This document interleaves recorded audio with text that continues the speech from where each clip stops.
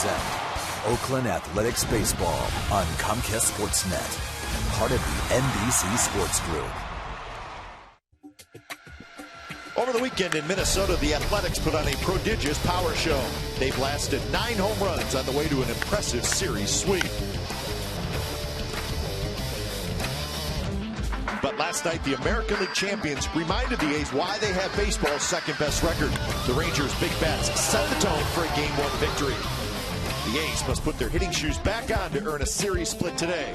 They take on Texas in Game 2 next.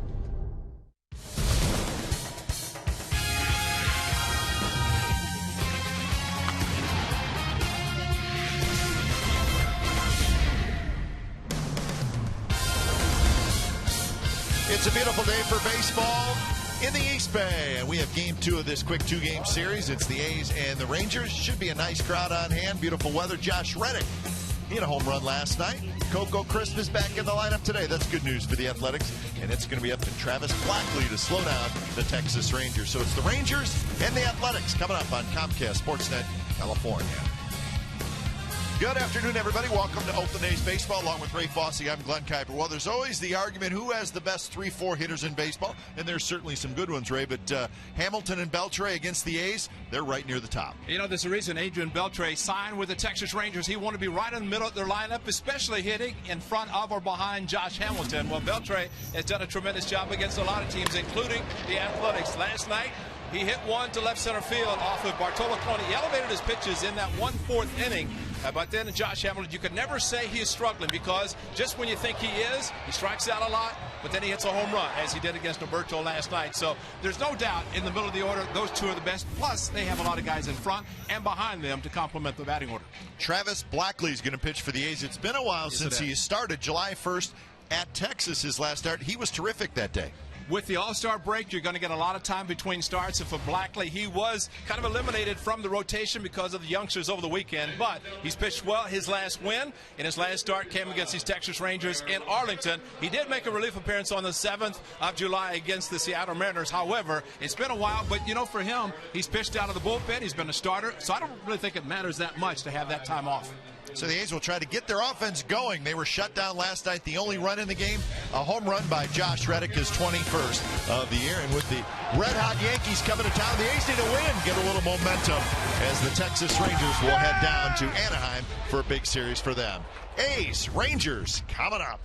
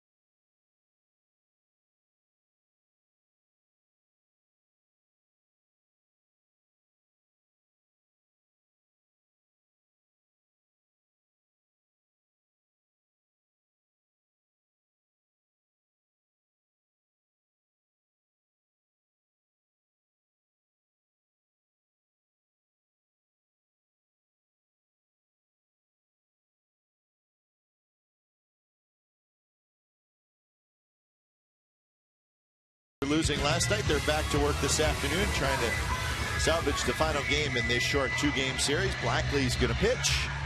And he's going to take on the Texas Rangers. Game time weather brought to you by the Santa Cruz Beach Boardwalk. Get to the beach. The admission-free boardwalk is now open daily. Another beautiful day in the Bay Area. 63 degrees, not a cloud in the sky. And a decent crowd on hand. A's fans like their day baseball. Yes, they do, and they have for a long time. And especially on a day when the $2 Wednesdays for Bart. That always makes it special, but just a beautiful day for baseball. So as Blackley finishes up his warm-up tosses, let's look at the starting lineup for the Texas Rangers today. Kinsler, Andrus, Hamilton, Beltre, Young, Cruz, Napoli, Snyder, and Gentry. Last start for Blackley against these Texas Rangers in Arlington, 7 innings to improve his record to 2-2. Did not walk a batter, struck out 3. Gave up 1 run and also picked off a couple of runners. That's a lot of fun watching him with base runners. Of course, the Rangers like to run a lot if they get on base. Blackley would try to prevent that from happening as well. So Blackley against Colby Lewis this afternoon. Umpires keeping an eye on their stopwatch. They say we're set to go, so indeed we are as Kinsler steps in. Rangers won the game last night 6-1. Still think it's great that Blackley starts the game out of the stretch. Nobody on base, but he pitches well and has doing that, so why stop? First pitch, 12:37. So the first pitch of the ball game to Kinsler is a ball. Blackley's last start was July 1st. He did pitch in relief on July 7th. He pitched 3 innings out of the bullpen. So it has been a while for him. Today being the 18th of July.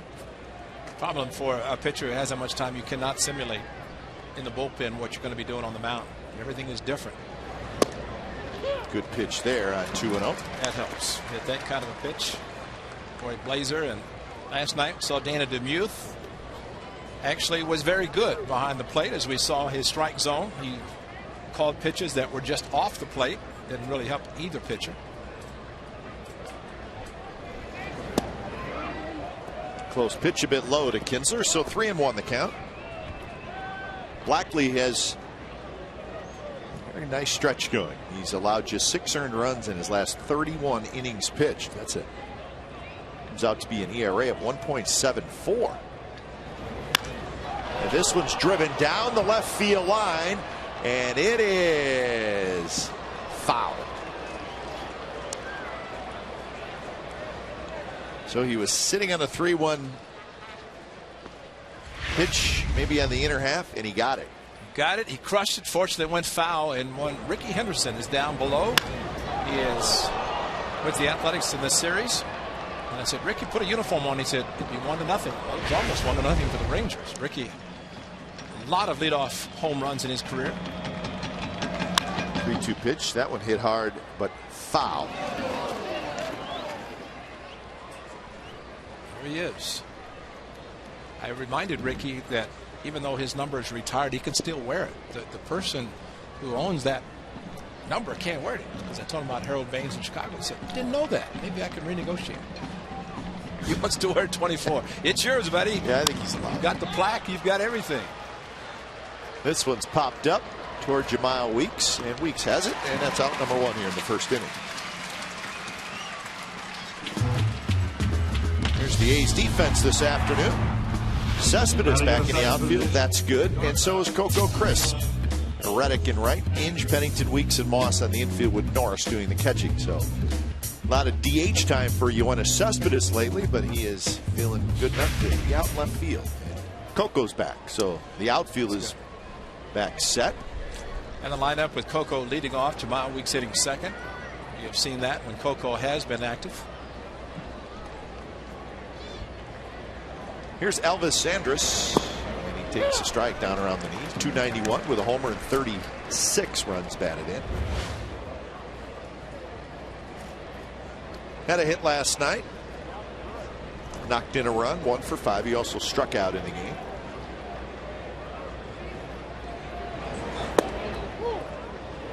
also down around the knees, but just a touch low. Rangers are 55-35. They continue to have the second best record in all of baseball behind the Yankees.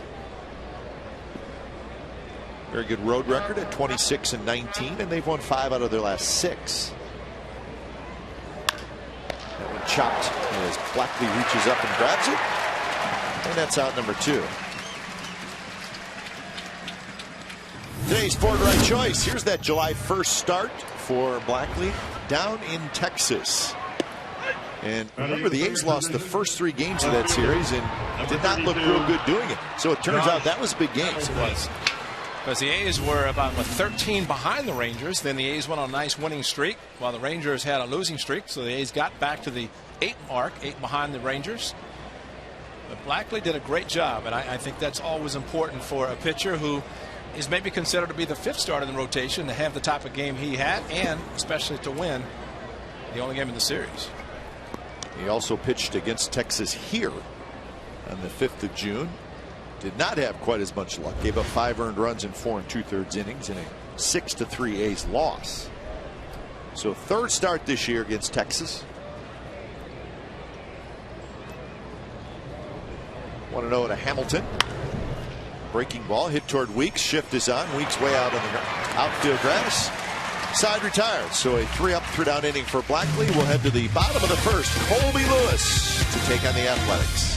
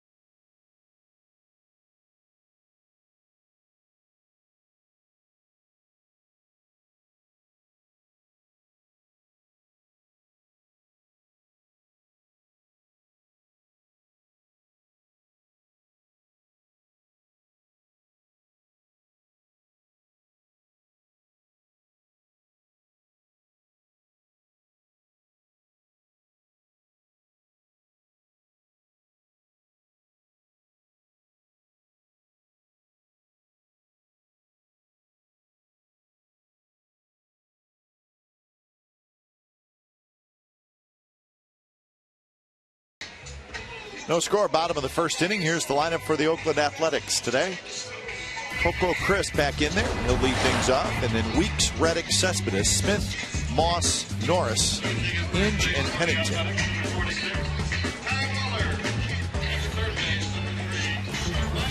It's been a while for Colby Lewis as well. June the 23rd went on the disabled list, forearm tendonitis. He is back, though, and I guess you could look from his standpoint as being back in time to face an Athletics team that he usually has success against, as he did in a complete game and his only start to start back on June the 6th, and the A's shut out the Rangers for the first time. The Rangers' first shutout this year. But Colby Lewis, complete game, did not give up but 2 runs. Very good slider, and that's what hitters have to look out for. Coco takes a strike. He shakes his head in disagreement with the call. I came back for this.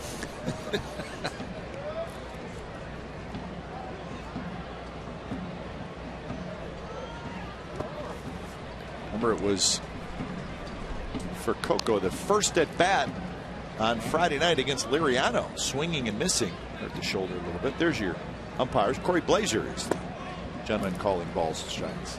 It was his left shoulder, of course, hitting right-handed with Liriano lefty pitching. As hot as he was prior to injuring his shoulder, you'd have to think that he'd want to stay on it. That one hit off the pitcher. Beltre tries to make a barehanded play. He cannot do it, and Coco's going to be aboard with a hit. right back off Colby Lewis. Beltre thought he had a play, and he probably did if he comes up with it cleanly, but actually hit the glove. He almost made a spectacular play, and Beltre the same, but in the follow-through, they're going to check Colby Lewis, but I think it simply hit his glove as he put his glove behind his back, as pitchers will do, just trying to snatch at it, trying to knock the ball down, which he did, or even catch the ball. Batting second, playing second. Beltre is such a good third baseman that even with the ball off the pitcher's glove, thought he had a chance. Unfortunately, it was the speed of Coco who helped him get on base, but Beltre tried to barehand the ball. There's your X-Mo. He just missed it. You reach down, and you hope to be able to get a good grip. He never had the ball in his hand. X-Mo brought to you by Cache Creek Casino Resort. Bunted, Weeks racing down the line, and he's out.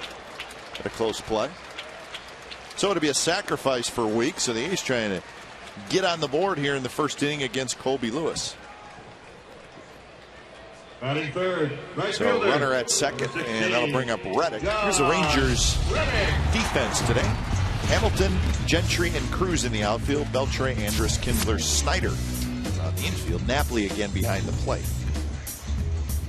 You know, once Jamal Weeks learns the art, the technique of bunting, all he needed to do is get the ball by the pitcher, and he's got a base hit. And he's going to get better, but he did sacrifice and got Coco in the scoring position. First pitch to Reddick. And that one is a bit low. Jamal bunting and actually squared, so it was more of a sacrifice than trying to drag the ball for a base hit. We've seen him do that, but one thing all the players, all the hitters are working on: bunting, sacrificing, or bunting for a base hit. Andrus was playing right at second base, trying to hold Coco Crisp close, so he slides to his right a little bit and throws out Reddick for out number 2. So Crisp goes to third. Batting in the fourth position, left fielder. See where he's playing. Kind of a shift, really. By the Rangers, the right side of the infield, expecting him to pull the ball. Reddick a good job trying to go to the opposite field in the hole that was created because of Andrus behind. But a lot of times with the ball in front of you, with less than 2 outs, you don't want to try to advance to third base, but because of the positioning of Andrus, Coco was able to get there easily, and of course, Rangers won't get an out.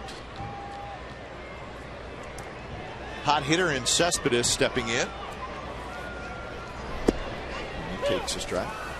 Cespedes 2 for 4 last night with a double. He's got 11 hits in his last 20 at bats, and he's 3 for 3 in his career against Colby Lewis. So at this point, at least the A's, they have the right man up there. Cespedes been swinging the bat extremely well. And he's back in left field.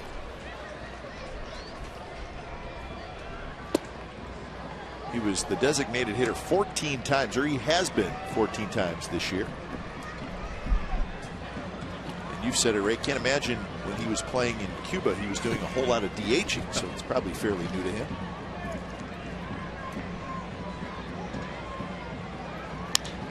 And that one's popped toward left. Hamilton settles underneath it, and he's got it side retired. A leadoff hit for Crisp, but he is stranded, so no score after 1 from the Coliseum.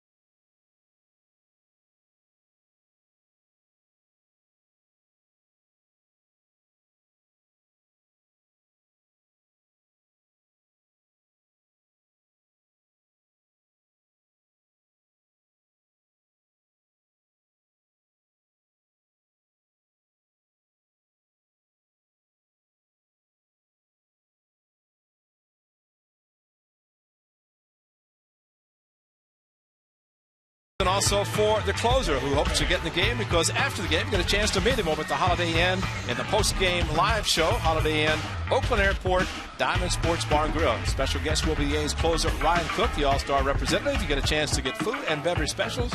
It's also win A's prizes. So that would be a nice win, a save for Ryan Cook. And go meet his fans after the game.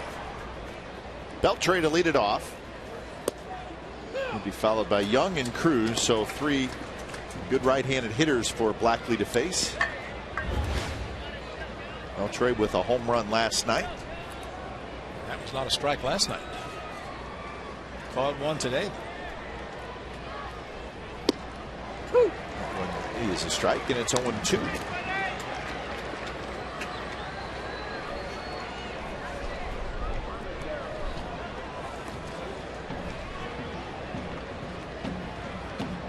Beltre with 23 career home runs against the Athletics.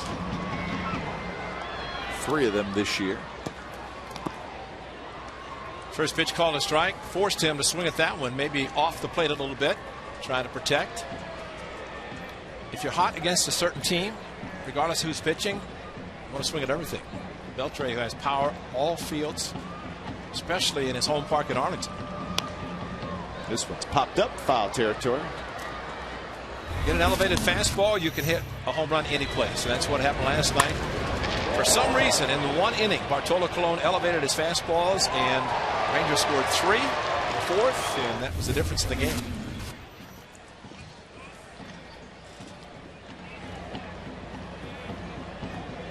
Oh, 2 pitch to Beltre. This one's lofted foul again, right side, past the Rangers dugout.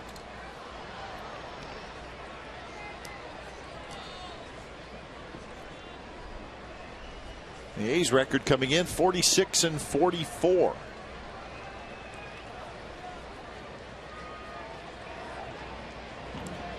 Leads the majors in hits and runs scored.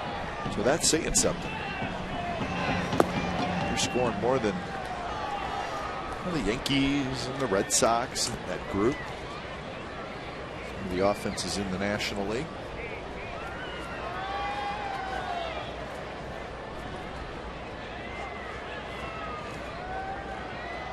Red Sox are second. Red Sox have scored 1 less run than Texas this year. And that's a swing and a miss. Ball to the backstop. Norris tracks it down. Beltre really wasn't running initially. And if he would have been, he would have been safe at first. But it goes as a strikeout, and Norris hustled after it. Excellent play by Norris as well as Moss at first base. Hard slider, actually off the glove. It should have been caught. But Norris, watch where the first baseman sets up.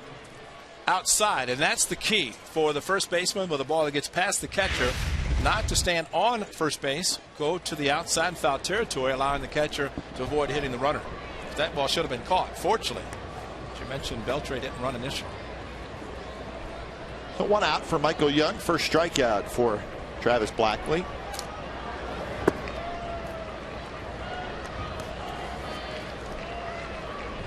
Michael Young was 1 for 4 last night.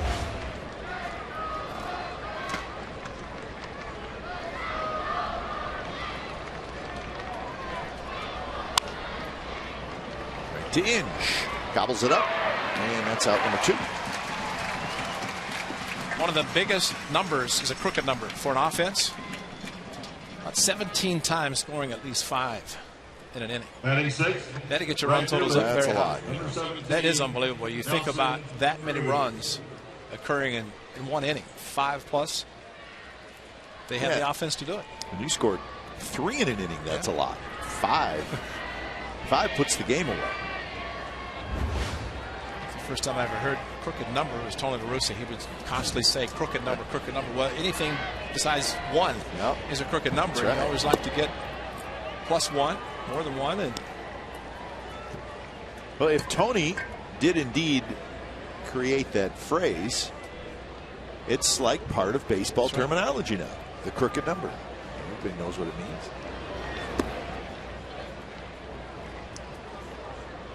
Tug McGraw, Tug McGraw coined, you got to believe. You got to believe.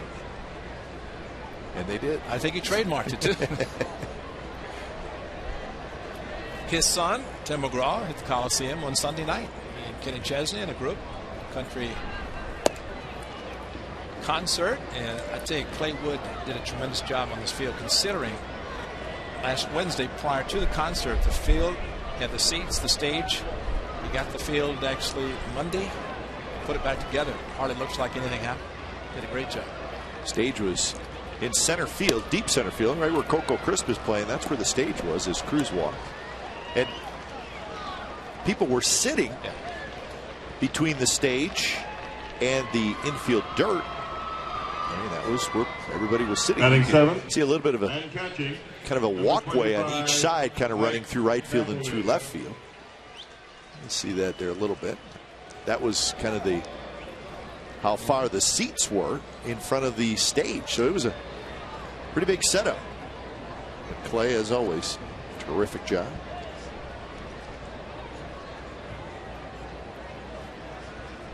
Swing and a miss by Napoli. Missed an off-speed pitch by a lot. That first pitch, of course, the first base runner Blackley is allowed today, pitching out of the stretch, whether nobody's at first base, but just watching Cruz not moving. But Blackley having a couple of pickoffs in his last start on the July the 2nd or July the 1st, that is. So sometimes guys will go, you know what, I'm going to watch his move. I'm going to figure out how to beat it. And other times guys will be like, I'm staying right where I'm at. I don't want to get picked off again. The thing about the Rangers up and down the lineup, they have power. So a guy can be in scoring position at first base. I just wonder if Ricky's trying to figure out the move of Travis Blackley. Probably already has. Napoli drives one towards center, but got it off the end of the bat. Cespedes and Crisp come together. It'll be Coco who takes it. Side retired. A runner left. Bottom of the second coming up. It'll be Smith, Moss, and Norris.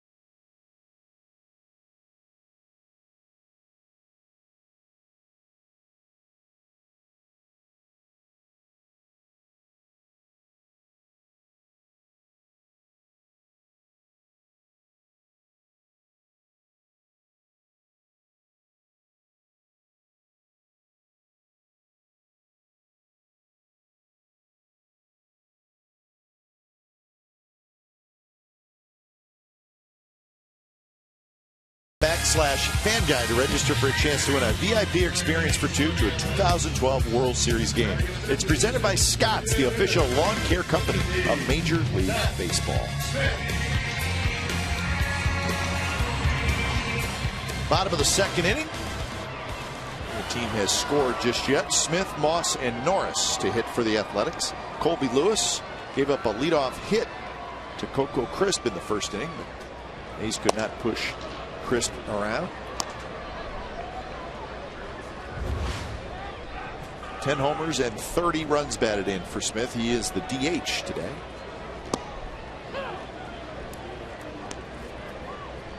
One thing that's hard for Colby Lewis, if you're facing him, try to get him out of the game early. He is so good at throwing strikes, whether the slider, good curveball, fastball. And there's the curve. And that's one that's very tough for a hitter.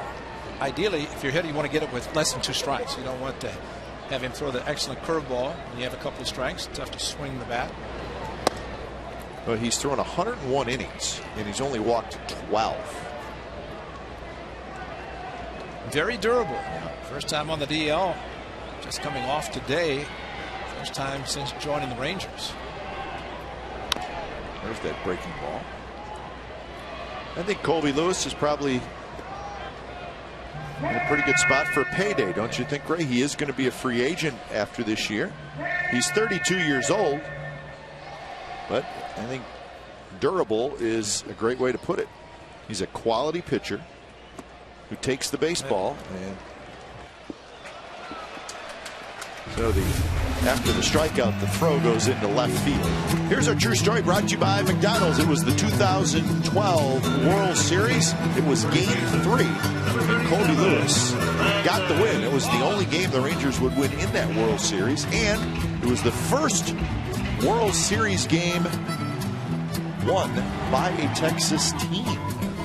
Remember, the Astros went in 2005 and lost to the White Sox, and then that was the first time the Rangers had gone to the World Series. So they won Game 3 after losing the first 2 games in that series.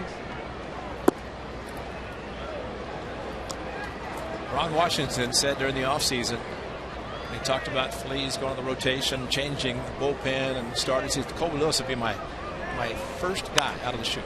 And he was. Opening day starter for the Rangers. Veteran, of course, he pitched in World Series, had the success he did. The slider, you can see the highlights, the slider. That's all it was throwing, and the Giants had a tough time picking it up or hitting it. And he has had 2 very good seasons for Texas, going over 200 innings in 2010 and last year. So it'll be interesting to see if the Rangers try to bring Colby Lewis back. He is one of a handful of important free agents that the Rangers have. Of course, everybody knows about Hamilton. He's the biggest name. There's a line drive, short hopped by Andrus, the shortstop, and he'll flip to first, and Moss is retired. So that's out number 2. Moss thought Andrus had caught the ball in the air, did not run, hit it hard, but probably a little bit upset that he hit a ball that hard right to where the shortstop was positioned. It did short hop him. You can see that from up here. But from Brandon Moss' standpoint, probably did not. And maybe the way Andrus handled it, took his time. No, he had plenty of time to throw him out. So 2 outs for Derek Norris.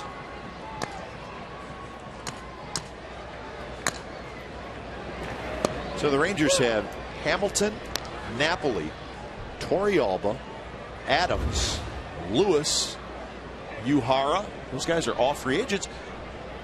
Some obviously more important than others, but that's a lot of guys. Check the attendance, contracts, TV contracts. They're good. I think they can sign whoever they wanted to sign. They'll have the financial support to be able to do it. Yeah, money's not the issue, I guess. Just are these guys you want to spend the money on? And maybe also going out on the market to see who else is a free agent. Maybe it can improve their club. And I cannot imagine them not making a trade. They're going to make some kind of trade, looking for a top end starting pitcher is what it sounds like. Swing and a miss. So a couple of strikeouts for Colby Lewis, and we're through 2. No score.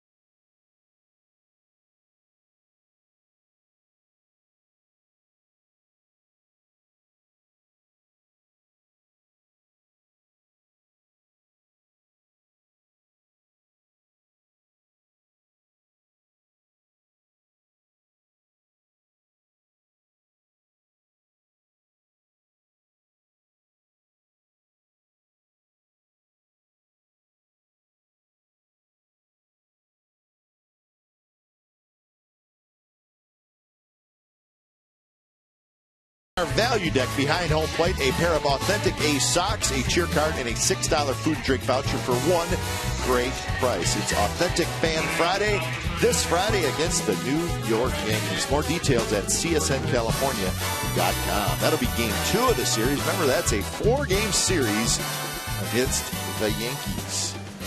Thursday through Sunday. Yankees are winning again today. They're hot. 6-0. They're beating the Blue Jays in the 7th inning. So it's going to be a fun weekend. And the A's are going to have to play good baseball. Good thing about facing the Rangers lineup, you get familiar with facing a good hitting lineup because the Yankees have the same type. Still will take a chance as good pitching. You get good pitching. That's why the A's were able to shut out the Rangers on June the 6th, because Bartolo Colon pitched so well for 8 innings. Scored just a couple of runs, which is all the A's did, winning 2-0. 0-2 the count to Brandon Snyder. And with that in mind, of course, Kurt Young doing a great job with his pitching staff, working with Bob Melvin, deciding who to come in out of the bullpen and who to start. But that's why the Rangers probably will re-sign Kobe Lewis.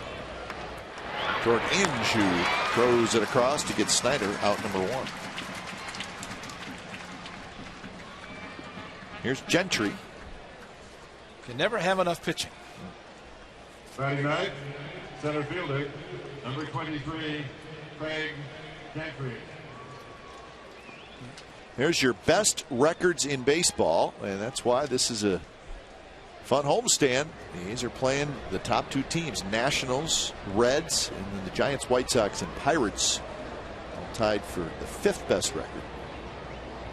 So Texas, they're used to that spot. Last year they won 96 games, and again finished with the 2nd best record in the American League, behind the Yankees.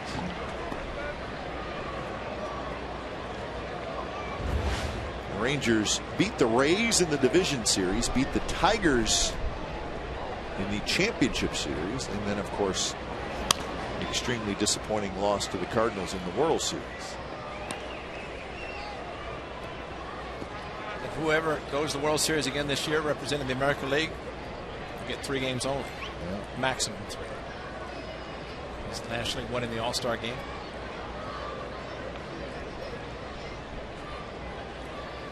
All-Star game has always been cyclical, hasn't it? Once the American League just dominated for 10 years, and then the last 3 have gone back to the National.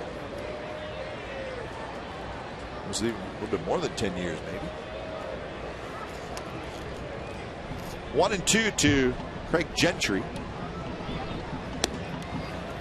It's the reason Ron Washington said it really didn't matter to him where the Rangers, whether they had home field advantage or not, because they play so well on the road. And I still think, and I told Wash when we were in Texas, don't you think it'd have been better to have game 6 with a sellout crowd here, probably rooting for your Texas Rangers? Yeah, makes a big difference. Gentry. Jordan Inge again. Inge quickly across, and that's out number 2.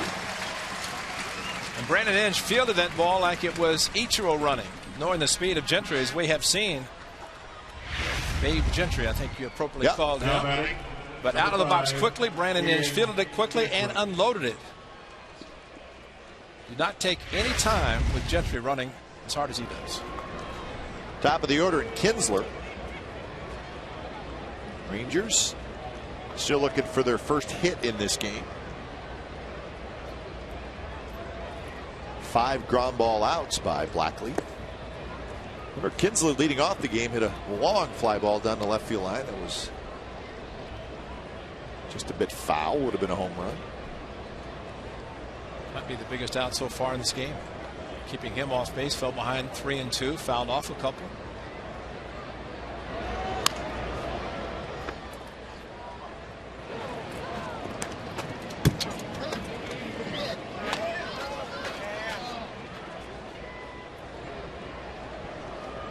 Kinsler, an all-star again this year, was not a starter. He was named as a reserve. 3rd time he's had the honor of going to the all-star game. There's a shot, base hit. Getting over there, Cespedes to cut it off. Kinsler is going to make a huge turn, and he's going to stop and get back. Nice play by Cespedes. Kinsler was thinking double. He is a double machine. Not surprising. He was running hard out of the box thinking a double. If he gets by Cespedes, he has a chance. But Cespedes, like one Ricky Henderson down below. Ricky was one of the best at going into the corner, cutting the ball off. Ricky threw left-handed, made it a little bit easier for him. But there's your Exmo. A great swing by the leadoff hitter of the Rangers. Don't you think it's important, Ray, and you saw Cespedes do it. Ricky was terrific at it. But right when you get to the ball, be under control. Yes. Because then the ball's not going to kick away. And you also then have an easier chance of making a good throw back. Of course, Ricky was left-handed, so he could do the spin. And Cespedes backhanding the ball, set himself. He has a very strong arm, 5-tool player. Once he gets it in his hand, the one thing that probably will improve as time goes is accuracy. This time the ball right on the bag at second. Kinsler would about play.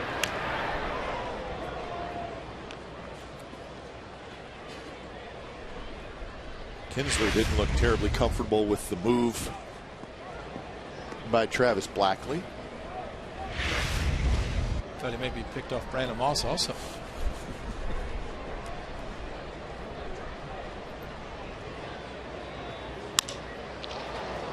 Center field. Coco Crisp goes back. He's got it. Side retired. Hitting a runner left. Bottom of the third coming up. It'll be Inge, Pennington, and Crisp. No score.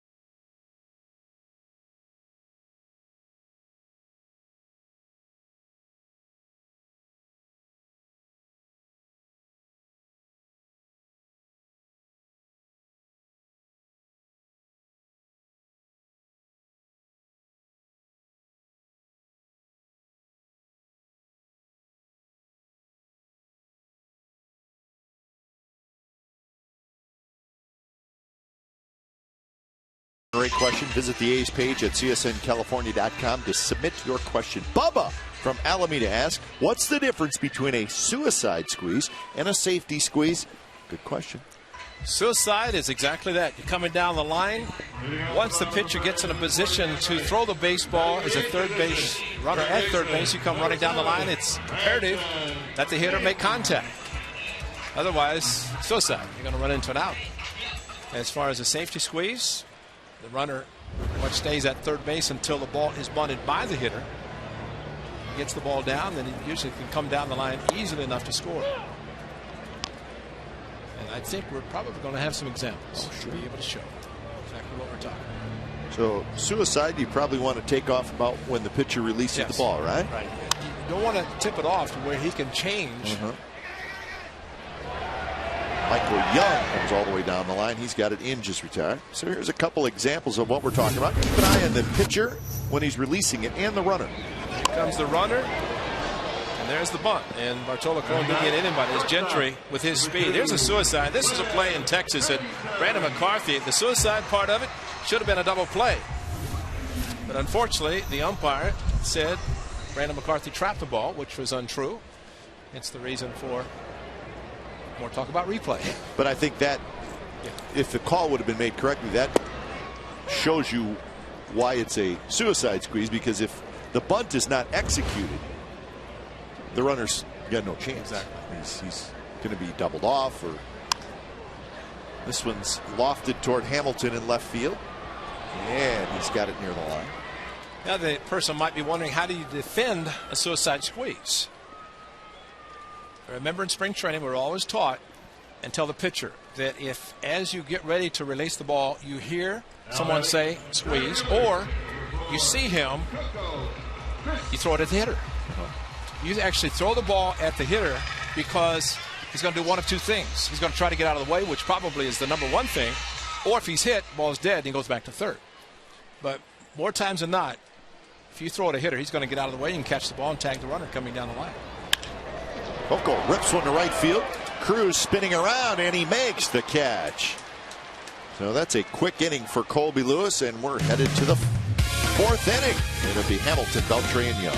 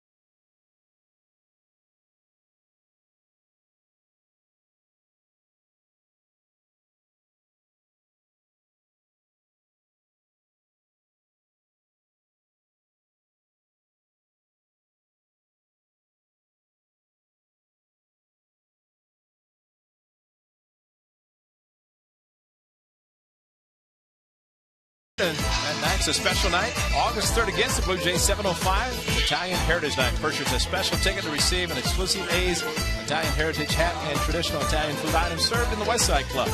Also, follow the game to stay for the fireworks show. Always great. For information and tickets, go to oaklandathletics.com/Italian. Love that music. Whether it's Beer Fest music. Love that food. Hamilton, little cue shot. It's going to be a tough play for Inge. He throws, not quite in time. Shift on. So Inge was actually coming from a shallow shortstop spot, and he really did not have much of a chance. So Hamilton has an infield hit, second hit for Texas. Cue shot off the end of the bat. I don't think Hamilton was trying to do it. He ends up getting a base hit. 29, Adrian. We've seen the power of Josh Hamilton. He can also run. Figured that was going to be an easy base hit. It was, and he wasn't really running that hard. Those are the little things that clubs score a lot of runs do. Sure. Put a shift and kind of accidentally goes against the shift.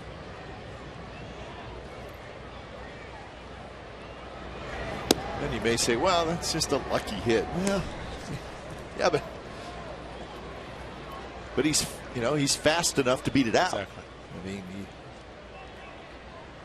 on the other hand, the ball he hit with Jamal Weeks playing in shallow right field, his first at bat, he jogged to first. Yeah. And with normal positioning, that would have been a base hit. This one wouldn't have. Exactly. Right. That one right there, normal positioning, is a play that Inge makes from a normal third base spot. So he's going to be 1 for 2 whether the shift is on or not. Fortunately, Brandon Inge made a good throw. With this foul territory, no chance to throw out Hamilton. Want to make sure he kept him at first base, keep the double play in order. He is fast. Yeah. He is fast. And he is hitting well over 300 for a reason. And he confirmed yesterday they are going to make a movie about his life. All right. Yes. He said ever since he reported to Cincinnati, there was talk about a movie. And he's become very religious. Said he prayed about it and decided that we're going to allow it to happen. Should be a great story. The #1 overall draft.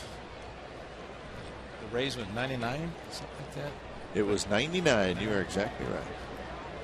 And then fell off the face of the earth, came back, and he's in line for a huge payday. Very deserving. Well, I want to read some of his transactions. So it's interesting. I mean, so you mentioned the #1. So he had a huge April and then a big May. Not so much in July. But he was selected by the Cubs in the first round of the Major League phase of the Rule 5 draft in 2006. So he was actually a Cub for a little bit. Yes, he was. And then he was traded to the Reds for cash considerations. And then acquired by Texas from Cincinnati for Edison Volquez. Cash consideration. So could have been a Cub. He did play 1 year in Cincinnati. And the 1 year in Cincinnati is kind of where, well, it was his first year in the big leagues. It's kind of where you could still see that, boy, this guy's got a lot of talent.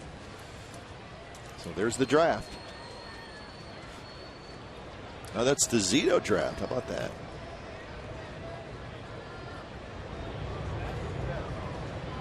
Eric Munson, 3rd pick. He was an A for a little bit.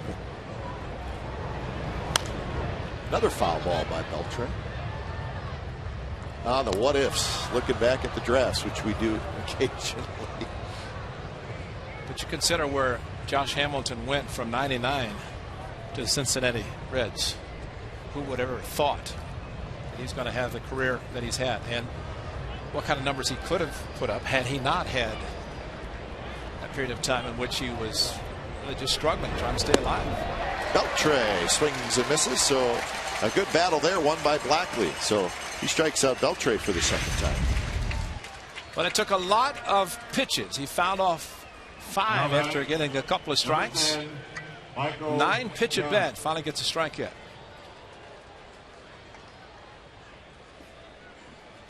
So Josh Hamilton yesterday and complimented him and said, "I really admire the way you have turned your life around." I said, "I know you hear it all the time." He said, "I'd never hear it enough." Yeah. And it says a lot about Josh Hamilton, what he has done and what he means to Major League Baseball, to his life, his family. You'd have to admire somebody for what he's gone through and to be where he is now. Well, whatever the definition of hitting rock bottom is, Josh Hamilton will probably tell you that he knows the definition of hitting rock bottom. When the movie comes out, probably going to see it firsthand, because that will be a part of his life and how he was able to come back to the 28 home runs in the home run derby in 1 at bat or 1 sequence at Yankee Stadium.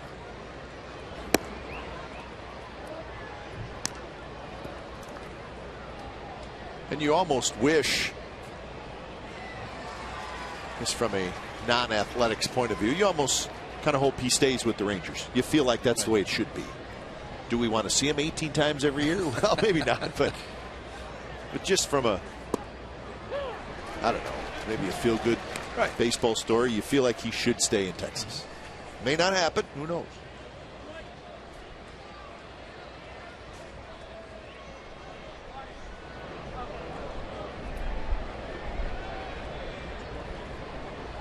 One and one the count to Michael Young, who grounded out to Inge in the 2nd inning.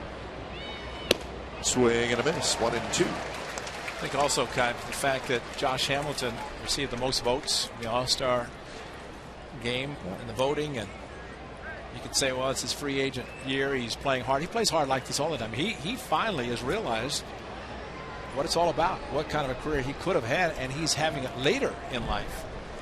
But putting up the numbers and playing hard every day. Close pitch. Probably to a fault, simply because it's banged up a little bit. It's banged up. Rangers trying to protect him by playing him in the corners. Corey Blazer has called that today. Not this time, though, for strike 3.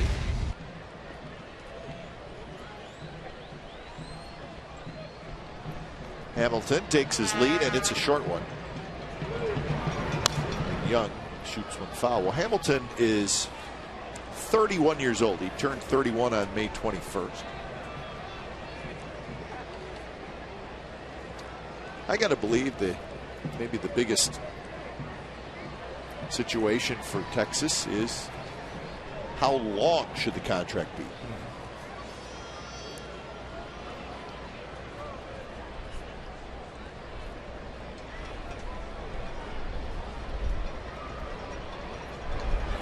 Two pitch, bounce back to Blackley, guns it to second, back to first, double play. 1-6-3 double play. So Blackley rolls on. We're going to the bottom of the 4th. No score.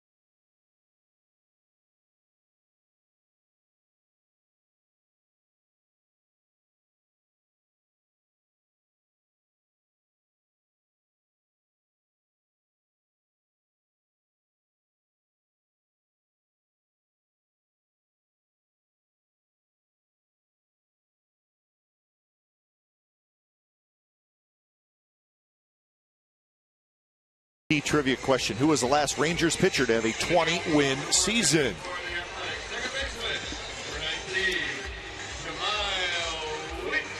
You don't see 20-win seasons a whole lot anymore. It's amazing, isn't it? You make 34, 35 starts.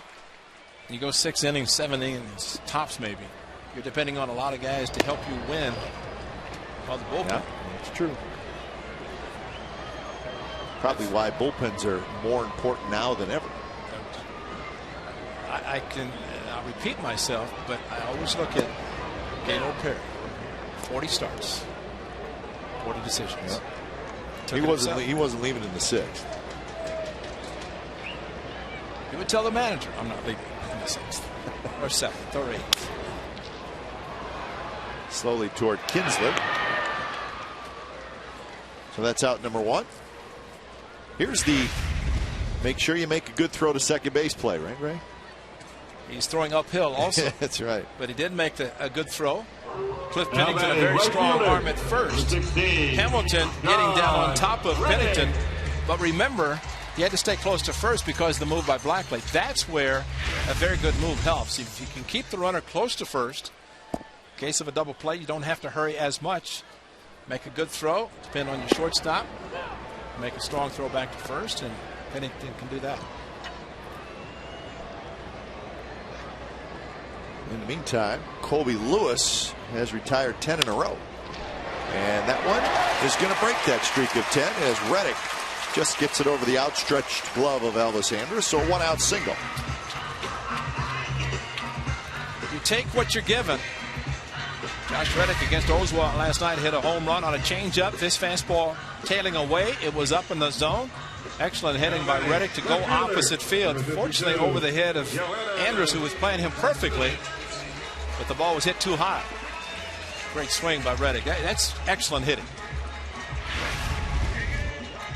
He tried to hit a home run. It had been a ground ball to Kinsler at second.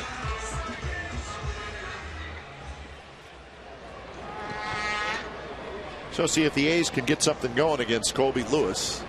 He's thrown just 36 pitches. Of course, the third inning helped him out. He threw just 5 pitches in that inning.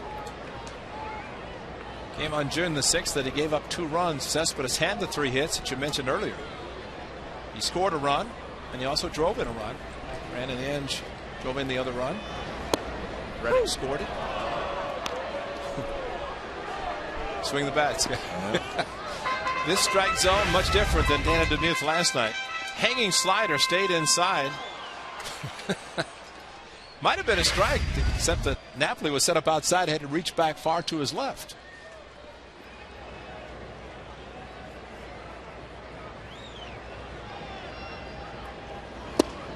And that one hit him.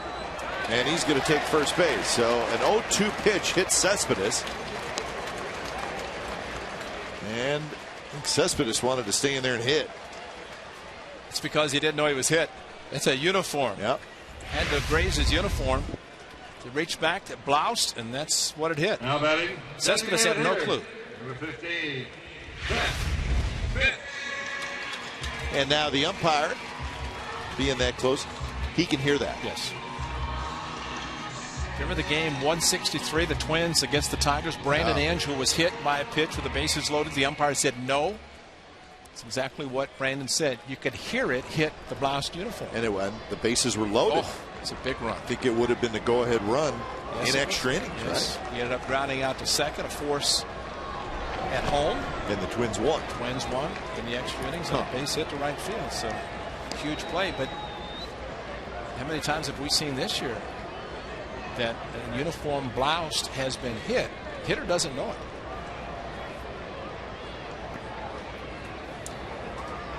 A 1-0 to Seth Smith, who struck out in the second inning.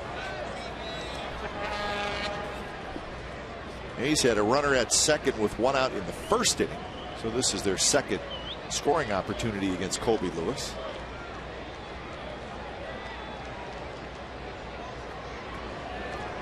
Okay, also, anytime there's any noise at home plate, first thing a catcher should say, foul tip. Because a noise could be a bat, it could be anything. Last thing you wanted is to hit a uniform and cause that sound. I once did that, yelled foul tip, hitter broke his hand. He was actually hit by a pitch. Hey, you were just trying. He called it a foul ball, too. You were just trying. Try anything to get a strike for a pitcher.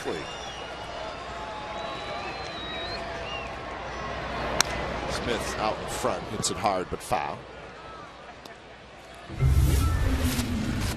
Tape measure shots for Seth Smith at target field.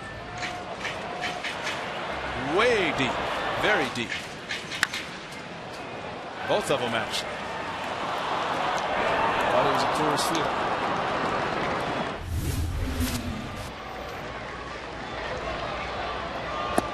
You see the pitch location of those. Gives you a pretty good reason why Smith hit him over 400 feet. And why the Twins pitching staff is struggling. Location, location.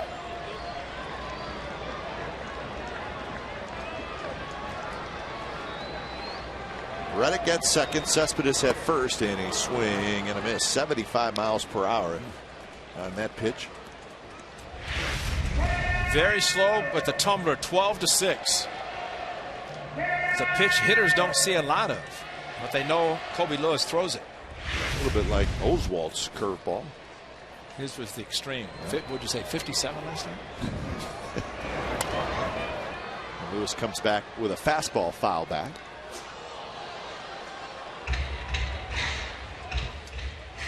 Oswald got the win, and he pitched extremely well. Just 3 hits, and the only run was the Reddick home run.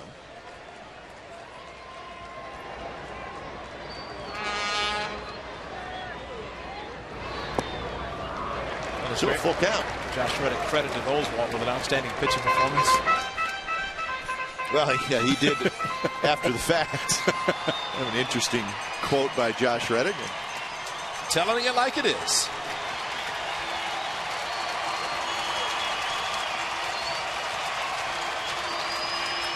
Third baseman Beltre way off the line, only one out on 3-2.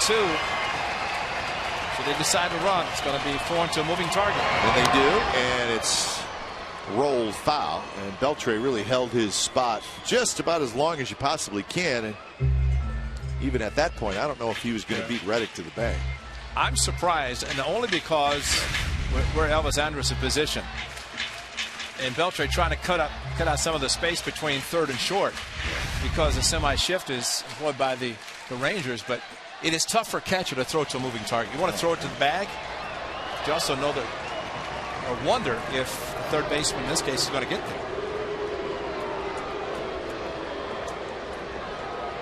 That is if it's a strike three.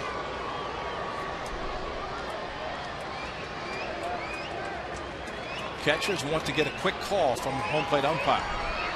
If it's a called third strike, they're going to throw unintentional. If it's ball four. Runners go again, and this one's lofted to right field and shallow where Cruz comes in. And he's got it. So that's out number 2. So a big out there. Smith gets under it. I think we're seeing a pitcher that has a lot of confidence in a curveball. All of his pitches, but in particular a curveball, 3-2, threw a great one to Seth Smith. First baseman, number 37. Not many hitters even think about this type of a curveball, this type of pitch from 3-2. But Colby Lewis, it's one of his signature pitches. So it's up to Brandon Moss, who grounded out to short in the second inning.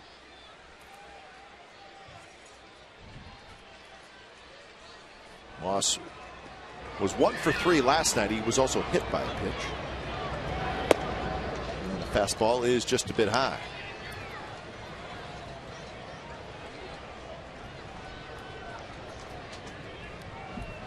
.32 of his 48 pitches are strikes. So kind of the way it is with Lewis. One of the reasons he will give up his fair share of home runs.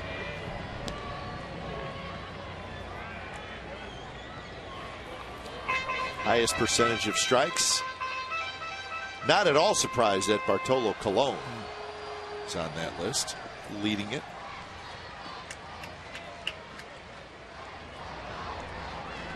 Threw a lot of strikes last night as well. Unfortunately, some of them too good. 2-0 pitch is low, 3-0. Last year, Colby Lewis gave up a league-high 35 home runs in 200 innings. And you have to wonder if this at bat, you have Derek Norris, the on-deck circle. Struggling, and third base is open. You just have to wonder, there's certain guys in the lineup Colby Lewis is not going to give into. And he misses badly, so they're going to go after Norris. Through McCutter. And Mike Maddox is going to talk to him, and I'd like to see a pitcher walk over the line. I was doing that intentionally. Yeah, I know exactly what I'm doing. Exactly. And it helps for Lewis because he is a strike thrower. Sure. So yeah, the chance of him walking somebody with the bases loaded, he certainly could. But it's smart pitching because there are certain guys, and he probably feels more comfortable facing a right-hander because of his assortment of pitches, especially when he struck out Norris. Got him in a slider in his first at bat, 1-2 slider. The fact that he has not pitched since June the 23rd is not affecting him today.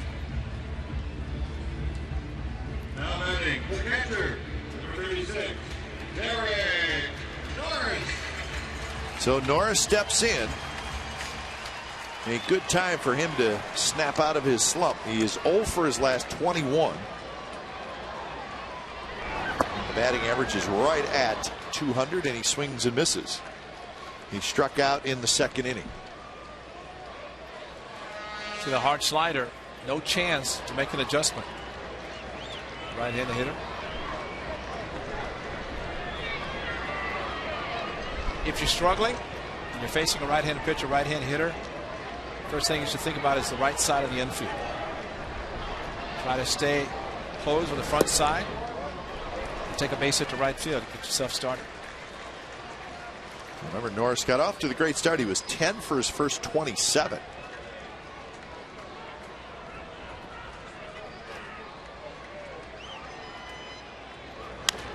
This one's popped up on the infield. Shading his eyes is Andrus. And he's got it side retired. A's leave him loaded. So Lewis gets out of it, and we're on to the 5th. No score.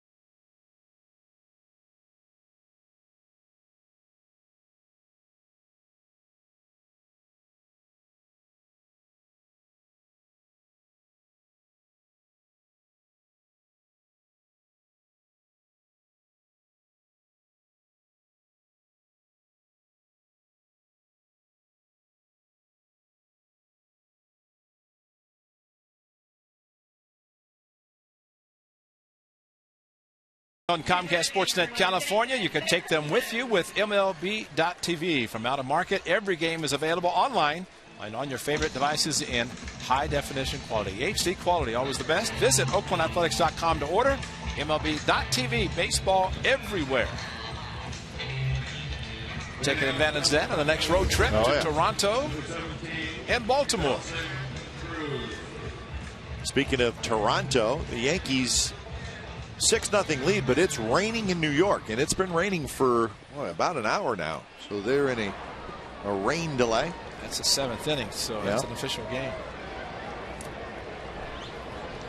So we'll see the Blue Jays next week. I don't know if you saw it, Ray. Of course, Batista got put on the disabled list, but there was a play today where Brett Laurie raced over kind of toward the camera pit, and he reached in to catch a foul ball, and I don't think he caught it, but he kind of flipped over the railing, and his leg, his calf kind of down by his ankle, banged against a pole. And they took him off, and he was not moving well. They helped him off down into the dugout and into the clubhouse, and he was gone. And the report is it was a calf. It was actually, it looked like it was his ankle, and he hit it hard because he just flipped over. His legs just flipped all the way over. But it turns out it's a right calf contusion, and he's day to day. But for somebody that depends on his legs, he is 100% all out. It was an ugly play. I mean, his leg really hit the bar hard to the point where you thought it was almost a broken ankle. That's how hard he hit. But it looks like he's going to be okay. 1-2 pitch, and it was a good one, and Cruz swings and misses. Here's our AT&T trivia answer. Who was the last Rangers pitcher to have a 20-win season? Who remembers Rick Helling? That was 1998. Clemens, Cone, and Glavine also won 20 that year. Rick Helling from Stanford. Ferguson Jenkins in 1974 won 25 games. Some little history for the Rangers. Well, 1998, that was right in the middle of a good stretch for Texas, where they went to the postseason. 96, 98, 99. The problem is they ran into the same team each year, and it was the Yankees, and they never got past the division series. Like Johnny Oates, their manager. They could swing it, huh? They could. Juan Gonzalez, about 80 RBIs, the All-Star break. Rodriguez changed his swing to hit right field. It was those 3 seasons, and then of course 2010 and 2011, the 5 postseason appearances for the Rangers.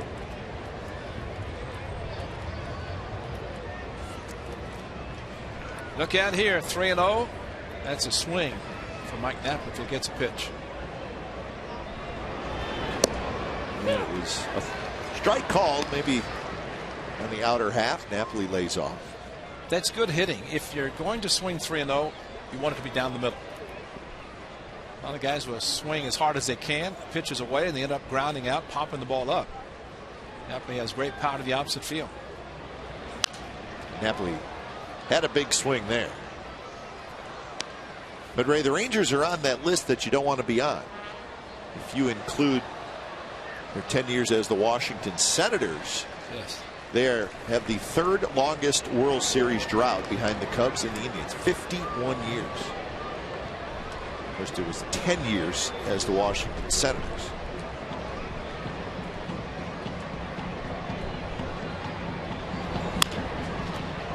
Inge handles a tough hop, juggles, guns it to first, and they get Napoli. That was a tough hop. Great arm, and he just showed it. Flat-footed, just threw a bullet across the diamond. It's a fortunate catcher was running. Mike Knapp with the big swing. And here's the pitch that he did not swing at 3-0. Rolled over on the 3-2. Watch this arm by Brandon Inge. Picked it up. That is a gun, and still gets Napoli by 10 feet. But you're right. He started forward, then backed up. Picked it up bare hand. And, of course, when you pick it up with a bare hand, you don't know what kind of a grip you have. Well, it doesn't matter. He can throw a 2-seamer that straightens out. He throws it so hard. Good curveball in for a strike to Snyder. It's amazing. The 3-0, 3-2. Mike Napoli did the same thing. He swung hard on the 3-2. Maybe he's going to get a better pitch to hit, but it was outside. Excellent location by the A's lefty. This is all arm. Watch his feet. Flat-footed. Spread out. So he took his stride before he unloaded. And Blackley likes it.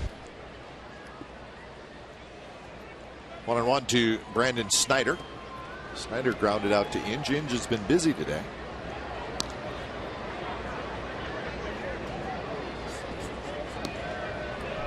Mitch Moreland, the first baseman, left-handed hitting first baseman, is on the disabled list for Texas. He will continue to be on there for a while. And that's a base hit to right field. Weeks was shifted way over, almost behind second base. Shift? You say shift? Shift did not work that time. Well, location of the pitch says it all. Now batting, outside number corner. 23, Craig Gentry. He was. Just don't see that many right hitters get that kind of a shift.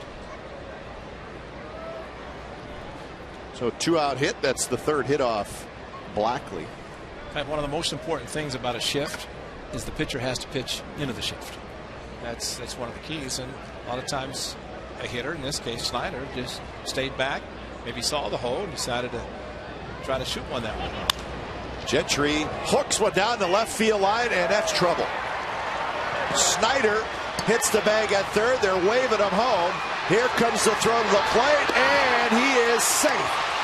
A little collision at home plate. The throw was just a shade late. Norris did everything he could to block the plate.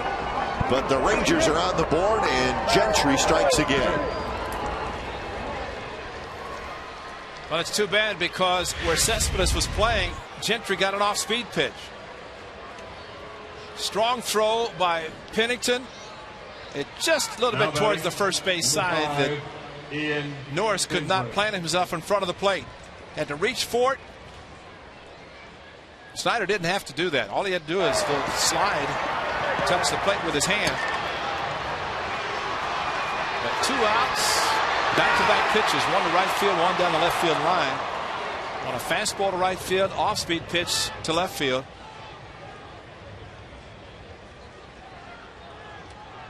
It would have been nice if Snyder was out because there's no reason for him to make that kind of a play. Simple slide, hook slide, touches the plate. It's not even close. So Gentry goes to third. It ends up being a double and an RBI.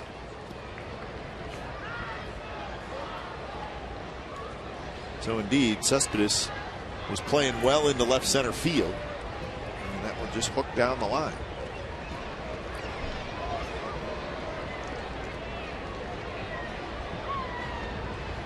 Kinsler 1 for 2. That one hit hard but foul past Dave Anderson, third base coach. Talking about Mike Gallego being very aggressive, coaching third. Dave Anderson does the same. He has the speed.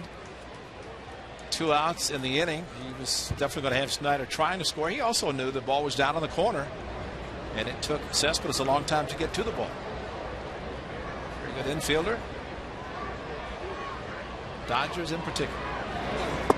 And a swing and a miss on a curveball. Kinsler chased it, but a run on 2 hits. It was a 2-out rally for the Rangers. They lead 1-0.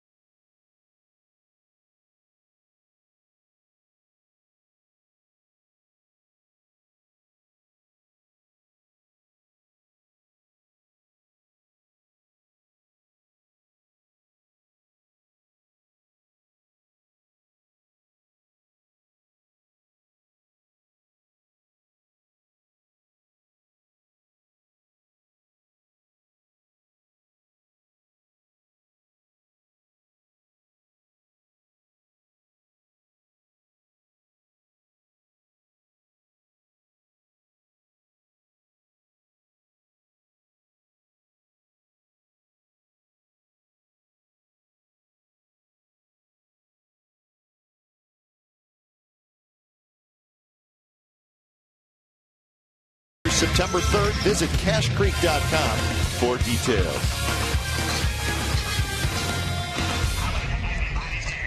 1-0. The Rangers lead, bottom of the 5th inning. That gentleman's working hard. I bet it smells good. I was just thinking the same thing. I bet it smells great. Makes me want to go home and barbecue. Which is not completely out of the question tonight. Bottom of the 5th. Kobe Lewis goes to work against Inge, Pennington, and Crisp. And here's that breaking ball. And it's a first pitch strike. The greatest pitch ever, the first pitch breaking ball strike. Inge popped out to the first baseman in the 3rd inning.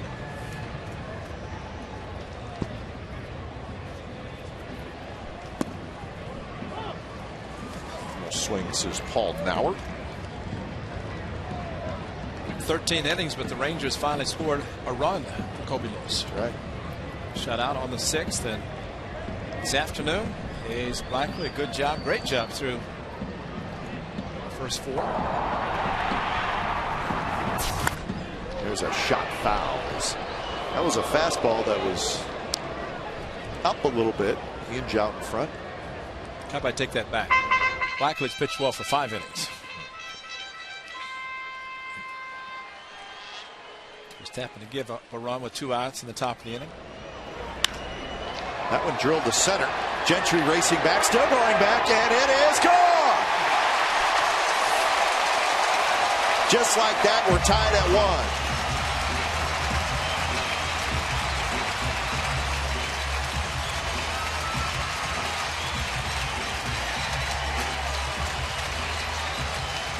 1. That's just when people are trying to write him off. He comes through.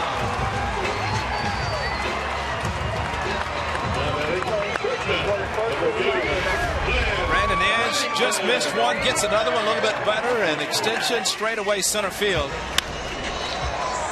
Going back is Gentry. I had to be concerned about that, but right over the Comcast Sportsnet California sign for his first home run since the 12th of June. Brandon Edge. So it makes a great defensive play. Strong arm, and then extends the arms to hit his 8th home run.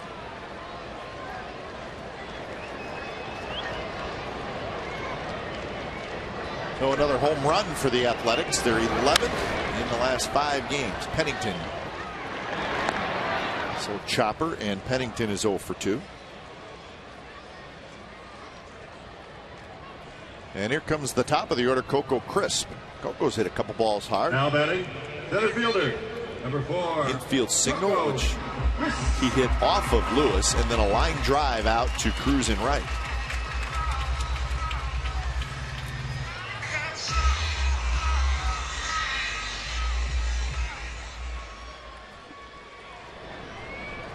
.61 pitches thrown for Kobe Lewis. Get some action now. Rangers bullpen. Remember, this is the first start back from the disabled list for Colby Lewis. Robbie Ross starts to throw. It's nice to see Robbie Ross getting a chance to loosen up, considering what he has to take to the bullpen every day. He was a Cowboy every day. He is the rookie, and he gets to carry the goodies. And well, they dress him up nicely with it. Well, at home it's even better, because then he's got the cowboy hat on. And Chuck Morgan puts him on diamond vision also, so it's a great treat for the fans. And Robbie just walks right out. Just go with it. Yeah. Wear cowboy boots to the bullpen and change into cleats. He's got like a vest, cowboy vest on, cowboy hat, 6-shooter. Looks like Woody from Toy Story. That's a good one. 3-1 pitch is low. So Coco Crisp is aboard with 1 out. There it is. A whole bunch of good stuff. Probably just thinking, next year I'm not going to be a rookie. However, if he's with the club, more likely will be, and he has the least amount of major league time, he will still do that. That's how it works in bullpen. Rookie and or least amount of time, and you pray to get big league service, so you don't have to do that if you're a reliever.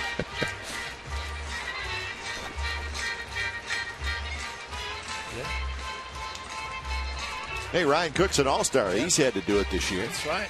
Started the season doing it. Probably Doolittle's turn now. Well, I think Scribner. Scribner, that's right. That's Evan Scribner. He's got the goodie bag next to him. And the thing about that goodie bag, you better put everything possible, because the worst thing, you go to the bullpen and a reliever who's got some time says, give me something that he knows you don't have. And then you have to hustle. Oh, he would never do that. Of course they do. Of course. Here it's not so bad, because you can walk into the clubhouse, go see Ryan or Voos, and say one of the relievers asking for something. But how about in Texas? Or how about some of these bullpens around the league? You see the veterans looking through, and he says, I don't see something. Or what don't I see in here? Right. And that's what I'm going to ask for. Exactly. Inside corner strike to Jamal Weeks, who sacrificed in the first inning and bounced out in the fourth. Kobe Lewis going to the slide step thinking Coco Crisp might be running. It was his shoulder that kept him out of a few games, not his legs.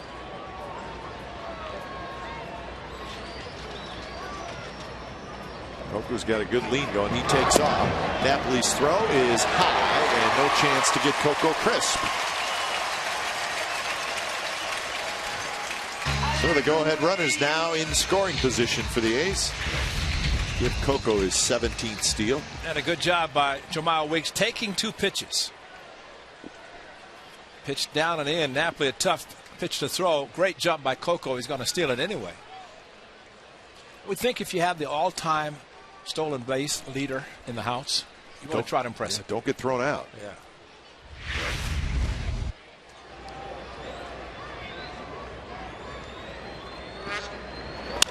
Breaking ball. Fly ball towards center field. Gentry gets back. And Coco stays at second base. So that's out number 2.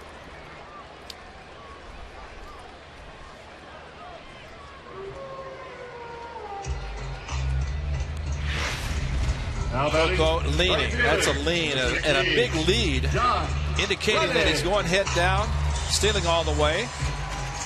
Noy, of course, looking to see if the ball's in center field so he can take another base. But with his head down, running, listening for contact, should Jamal Weeks swing and make contact and try to get back to first if it's a fly ball.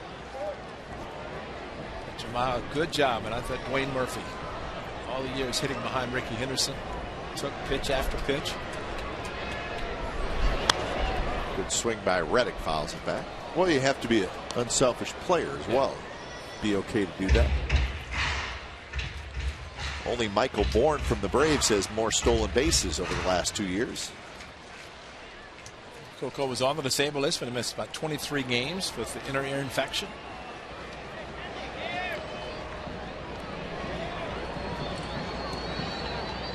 .49 steals last year for Coco Crisp. I would think in this at bat again, see Josh Reddick, if they pitch him outside, he may try to hit the gap into left field as he did in his last at bat over the head of Anders, more in the left center, but a huge hole on the left side of the infield. So 1-1 to Reddick, who's 1 for 2 on a timeout call.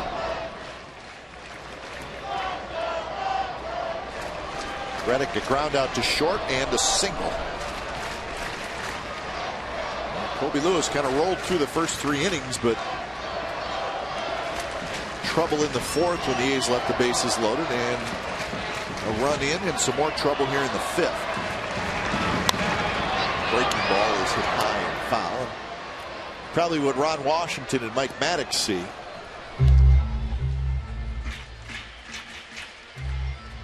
Lewis working hard these last 2 innings.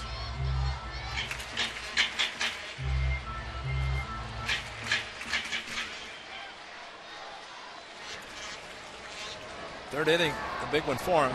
That followed up with 23 in the 4th. 5 pitches though in the 3rd. Helped him with 3 fly ball outs. 1-2 pitch is a fastball that's inside.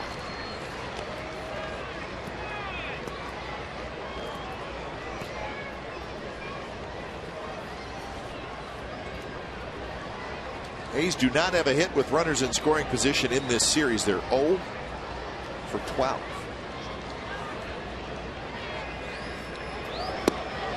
And taken off is Coco Crisp, and he'll go to third. The pitch was a ball, so it's a 3-2 count. Well, fortunately did not distract Reddick enough that he was able to take the pitch. He was going to be given third base. They were not even going to think about throwing. Beltre not leaving his position. But it still is going to take a single or maybe a mistake. That's what the A's are hopeful by a stolen base at third. So Coco steals second and third, and Reddick will try to drive him in. Best thing to do now is bounce a curveball. Let him score on a wild pitch. 3-2 pitch. It was a curveball. Napoli flips to first, side retired. So Kobe Lewis gets Reddick, side retired, but a home run by Inge ties up the ball game.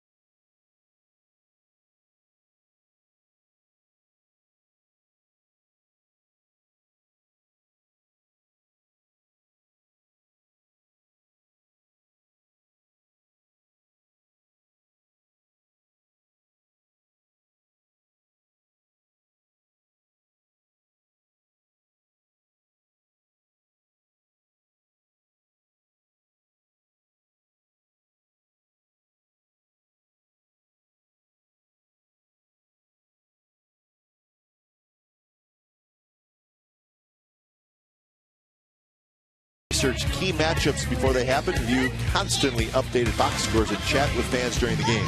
Chevron's A's in-game live at csncalifornia.com, your interactive leader for authentic Bay Area sports. Now, if we see Jemile Weeks come up his next at bat and swing hard and try to hit a home run, we know why. He's trying to impress a fan. Fan on Diamond Vision's favorite player is Jemile Weeks. Why is that? He runs fast, doesn't hit home runs. He said he runs fast. So do I. Yeah, doesn't hit home runs. And you know Jemile heard it. How could you not? Andrus, Hamilton, and Beltre. It's a strike. 1-1 the count. Andrus is 0 for 2 with the ground out and a fly ball to center field.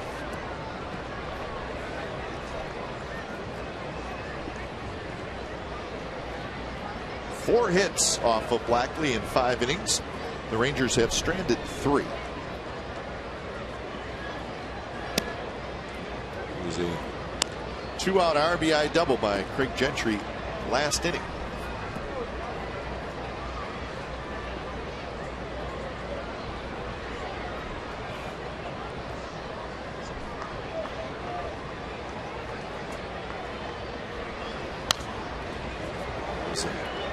Pitch up and out over the plate. Andrus fouls it back.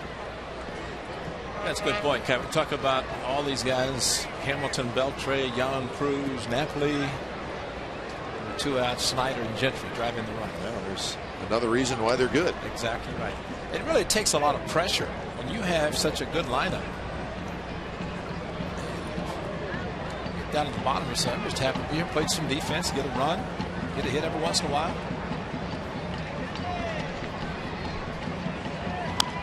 Well, we showed you Josh Hamilton, who started out smoking hot. He has clearly cooled off.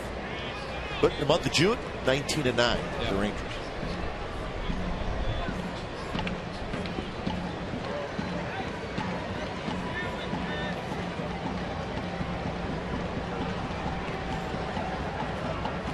Two and two the count to Andrus.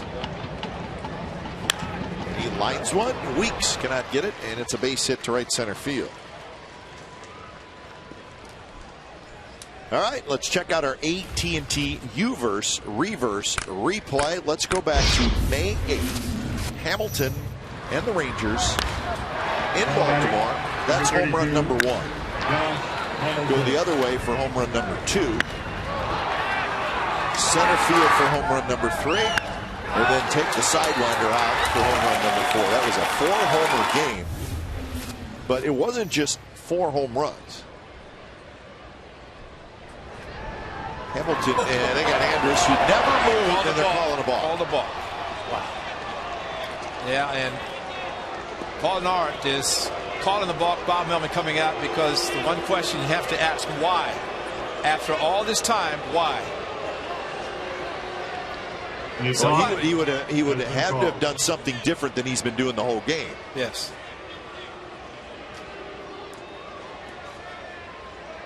Blackley does not look happy. Lift the foot up, he can go either direction. And that's not an exaggerated move towards home. That is the same move that he has made. Elvis Andrus is pointing because he's picked off so badly. You know what happens in a situation like that? Somebody says something to the umpire. Because he had success against the Rangers in Texas. And I would think that somebody said something to this umpiring crew. Watch Blackley, because he's balking. Not he might be balking, he is balking. So the runner at second now, nobody out.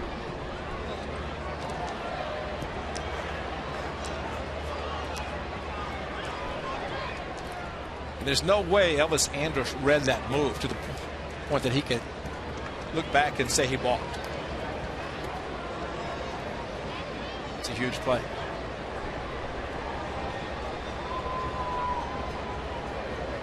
Shift is on. And that one's hit towards center field, shallow right center. And he's going to get it. It's going to be Reddick on the move. So Reddick Kind of came out of nowhere and made the play. Andrus has to stay at second base, so that's big out. It's a real big out, especially for Josh Reddick to come in, call off Coco Crisp, who broke back. Didn't see it initially. The sun affecting Coco. Very big also because with the shift, Brandon Inge was playing shortstop. Yep. If he takes one pitch, Hamilton, Andrus might have been in third base. Think about Josh Hamilton, as we have seen, a lot of success, but he does swing a lot. So here's Beltre, who has not looked good against Blackley. He's 0 for 2, 2 swinging strikeouts. And he hits it hard. Inge with a great play, and he's going to try to get the runner at third. He can't do it. The throw to first, not in time.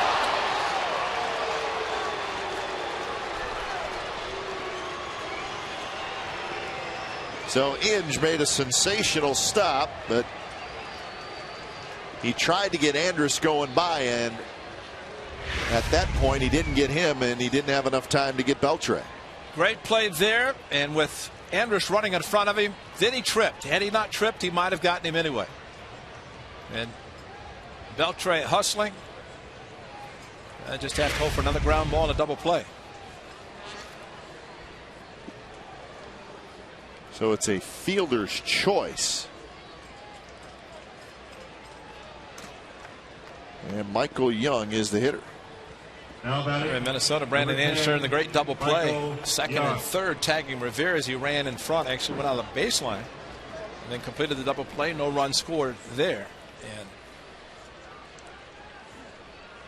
And Hayes would play for 2. Young is 0 for 2. He's hit into a double play today, 1-6-3. Take that again. You wonder on that play, Ray, is maybe Inge was going to go to first, but then when he spun around, he saw the runner right there. Andrus actually was at fault because the ball was in front of him. He was assuming the ball was going to be hit into left field and he was going to score. His aggressiveness almost caused him to be out. But as it turned out, he lucked out.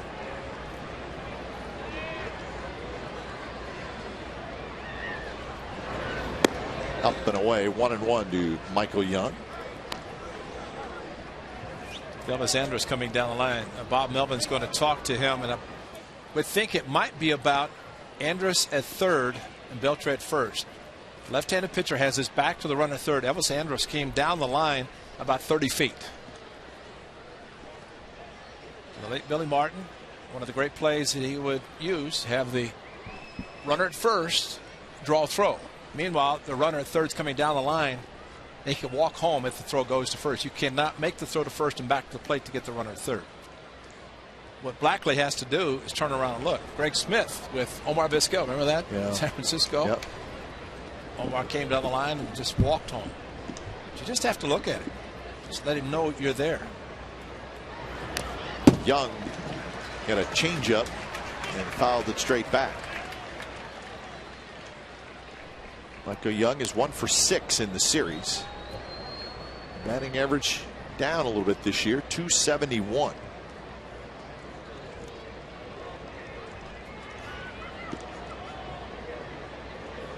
Hit 338 last year with 106 RBIs. So, at least compared to last year, a little bit of a down year for Michael Young.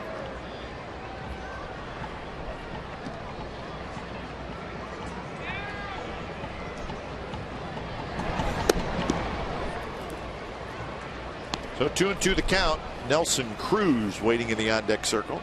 Throughout his career, Michael Young has loved these situations. As Grant Balfour in the 6th inning gets loose. This will be all about matchups. A lot of righties in the lineup of the Rangers. Michael Young has always been aggressive in these opportunities.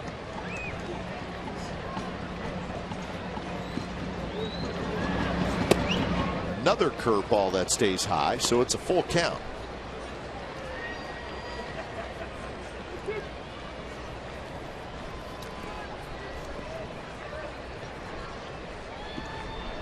So big pitch right here. And I would think Beltre is going to be running, because if a ground ball is hit and the runner from first is on the move, it's more of a avoiding a double play possibility instead of he's hopeful of maybe a strikeout throw him out if that's the case.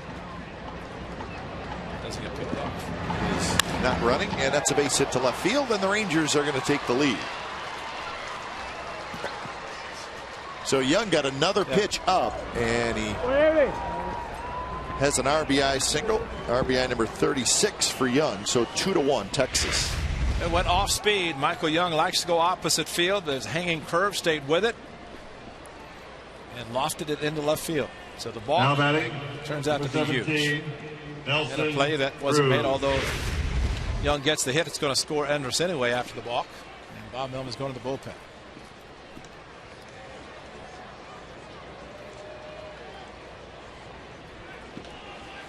So 5 1/3 innings for Travis Blackley. When it's time for change, think Speedy Oil Change and Tune-Up, your oil change, tune-up, and smog experts.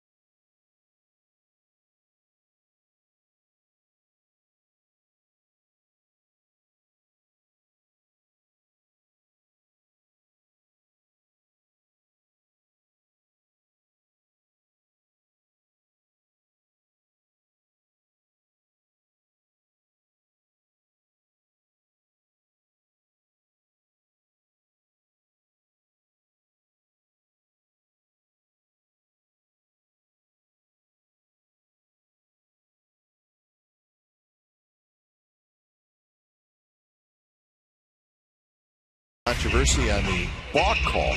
These are the two today. Hamilton, no balk was called. Watch the front foot by Blackley. It goes more directly towards first base, yet he's called for a balk. Same move. He just fooled Andrus, and he's pointing back, and he gets the balk call. However, and look at this. He thought he had Blackley's move. He's telling Gentry this is what he's doing when he throws home, when he throws to first. He got fooled himself because he was picked off, and it wasn't a balk, and Nark called it.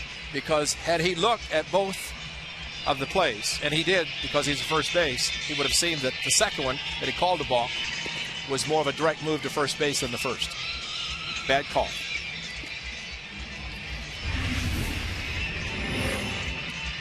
So Balfour takes over here in the 6th inning with 1 out. Nelson Cruz is the hitter.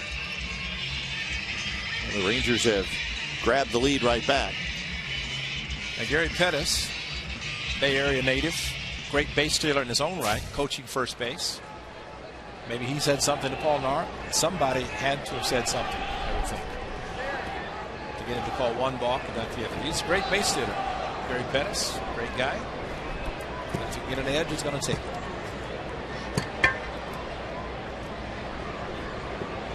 So here's Cruz, who has walked and struck out. First pitch strike to Nelson Cruz.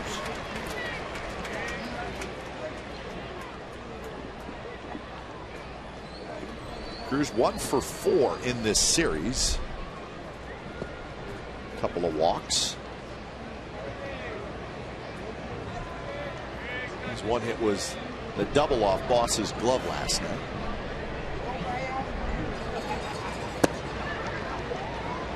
So Grant Balfour pitching in the 6th inning.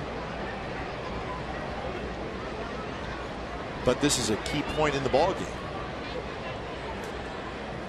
Texas has a very good bullpen.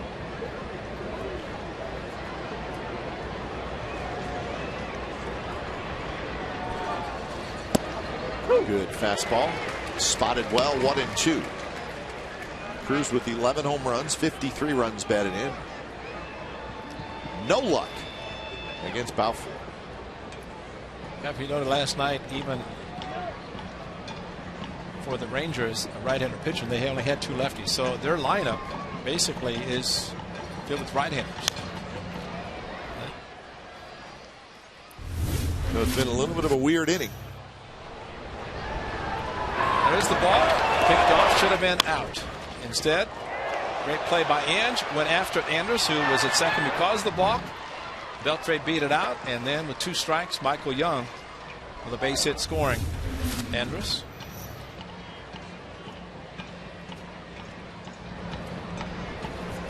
So 1-2 to Cruz. Fouls it straight back. 93 miles an hour from Balfour.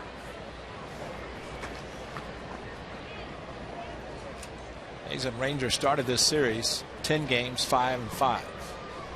The A's probably could have been 8-2 if they'd caught the ball. And give Rangers credit for taking advantage of mistakes made by the Athletics. And that's what good teams do. They take advantage if you make a mistake.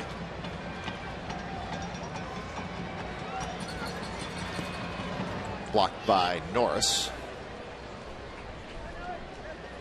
Still raining in New York. The Yankees leading 6-0. That's the only other American League game being played during the day. And they've called it now. It's a final after 7 innings. So the Yankees get a rain-shortened victory over the Blue Jays. Probably pleaded with them and said, we have to fly to the coast. It's West Coast. We're playing the A's tomorrow. Base hit left field. They're going to wave Beltre home. He's going to score. Cespedes' throw is cut off, and it's 3-1 Texas. So Cruz comes through with an RBI single. There's your crooked number. Hope it's just a 2. Cespedes back quite a way, so he really had no chance to throw out Beltre. A curveball in the dirt, blocked by Norris, then a 2-2 hanging slider. Napoli. Not surprised that the powerful Cruz hit it as hard as he did.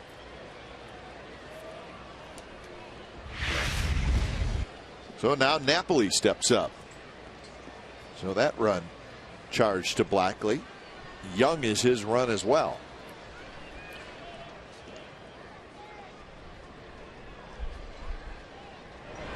Napoli, a fly ball to center and a ground out to third, and he takes outside.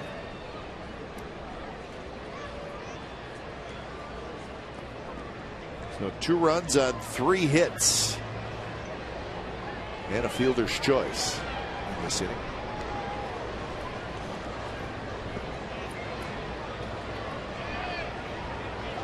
A's did not get an out on the fielder's choice. 2-0. Snyder in the on deck circle.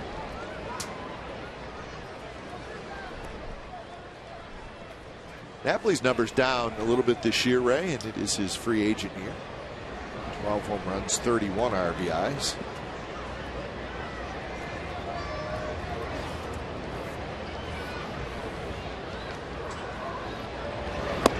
There's a strike. Last year, 30 home runs, 70 RBIs, 75 RBIs, and a .320 batting average. And a magnificent postseason. Yeah.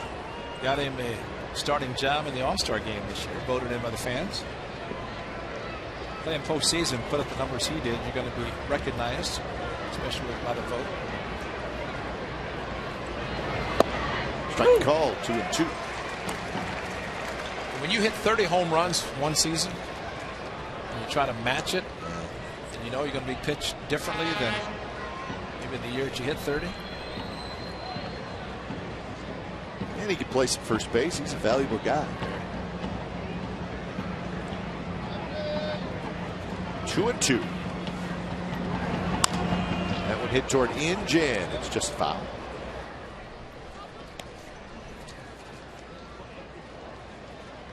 That win by the Yankees, Kuroda got the victory. He's 9-7. Romero the loss. He's 8-6.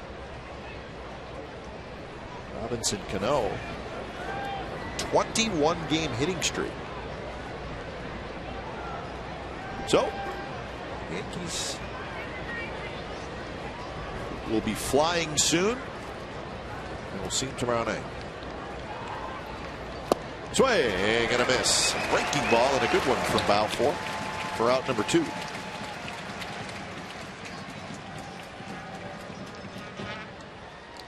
So now Balfour will try to get Brandon Snyder. Now batting, number 21, Brandon. You're throwing that same slider to Cruz, might be out of the inning. Hung that one. This one was great.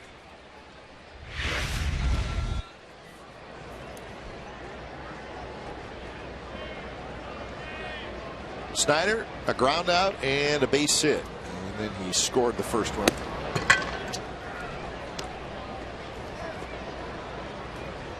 And it looks like Robbie Ross is going to be coming in. He's been out of that bullpen for a long time. And he's throwing like he's close to coming in.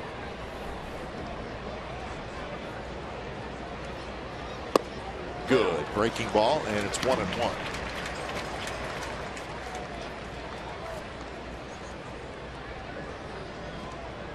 Kobe Lewis, though, doesn't look like he's going anywhere. Who knows what's going to happen?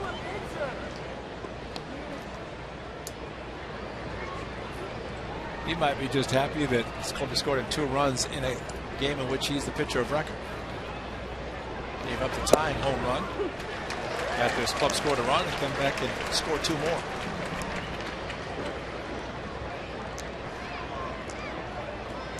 Now, normally the jacket would be on the left arm as well, but maybe just pretend it's this nice day. You know, maybe just a jacket on one arm thing. It just fooled.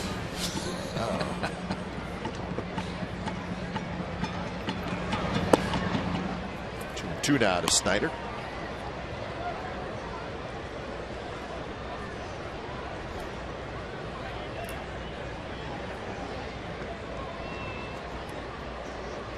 Your runners, Young at second, Cruz at first. They both have RBI singles here in the 6th inning.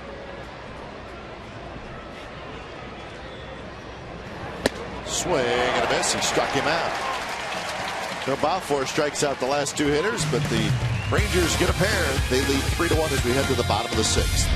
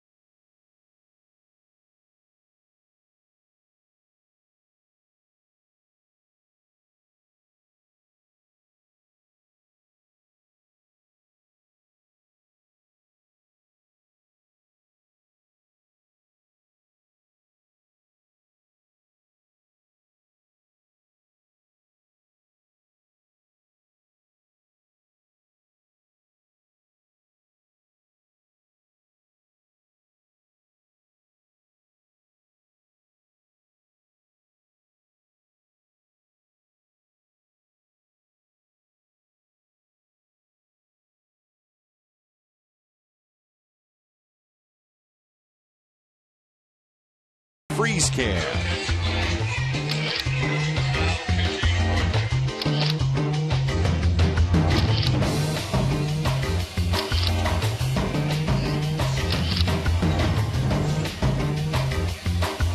Coors Light Freeze Can is brought to you by Frost Brewed Coors Light. It's the world's most refreshing beer. 3-1, the Rangers lead after their 2 spot in the top of the 6th inning. When it's time for change, think Speedy Oil Change and Tune-Up. Your oil change, tune-up, and smog experts. Robbie Ross indeed comes in. He pitched in last night's game, but only threw 3 pitches. Gave up a hit, and he was out of the game. And he throws 1 pitch today, and he gives up a hit. Cespedes with a base hit. That's a good point, but I think today a little bit different. Ron Washington is looking for some innings, or at least some pitches from this guy. As Oswalt left in the 7th inning when he threw the 3 pitches when it came in. Fastball down the middle. He put the glove up thinking it's going to come right back up the middle, but instead a base hit solidly hit the left field. So good start for the A's here in the bottom of the 6th inning as Seth Smith steps in.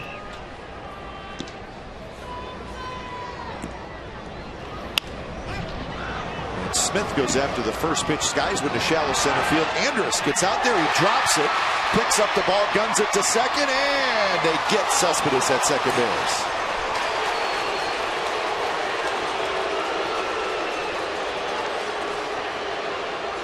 That's too bad because never fails. Less than 2 outs. Nothing that a runner can do. Andrus almost made a bad throw to second base.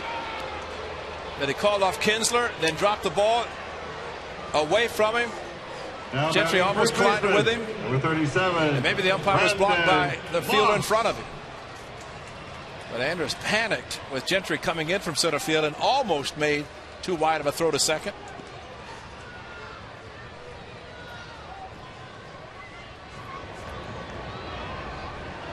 Pop-up slide, foot was above the bag. And Beltre, the third baseman, alertly got over to second base. So it goes as a fielder's choice, 1 out. Brandon Moss, the hitter. Here's a strike, and it's a quick 0-2 count to Moss, who has grounded out and walked.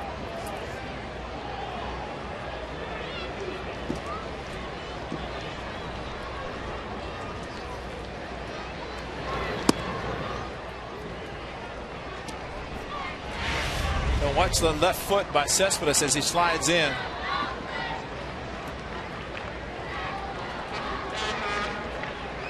Probably thought he got an easy out. There was a Texas Ranger player in front of the bag. Looked like the pitcher, Robbie Ross. But not a whole lot Cespedes can do. Lucky he made it as close as he did.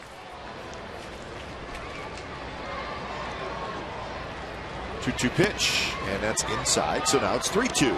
0-2 to 3-2 for Moss, with Derek Norris waiting in the on-deck circle.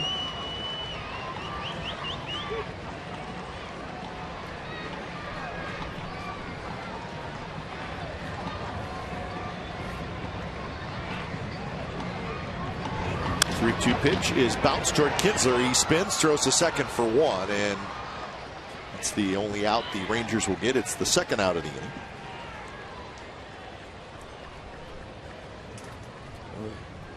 Take one more look at this play. Tell us what you think. Is he out or safe? Now batting, the catcher, number 36, Derek. Barely out. He's out. A good call by second base umpire. That's Doug Eddings.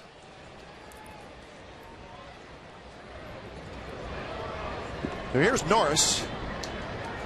First pitch is low. Norris is 0 for 2 with a strikeout and a pop out to short. He popped out to short with the bases loaded in the 4th inning.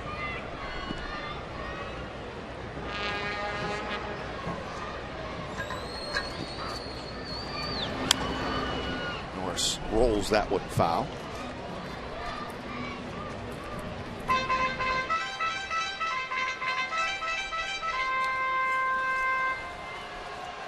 So Travis Blackley goes 5 1/3 innings. Colby Lewis, the Ranger starter, goes 5 innings. Gives up just the 1 run on the Inch home run.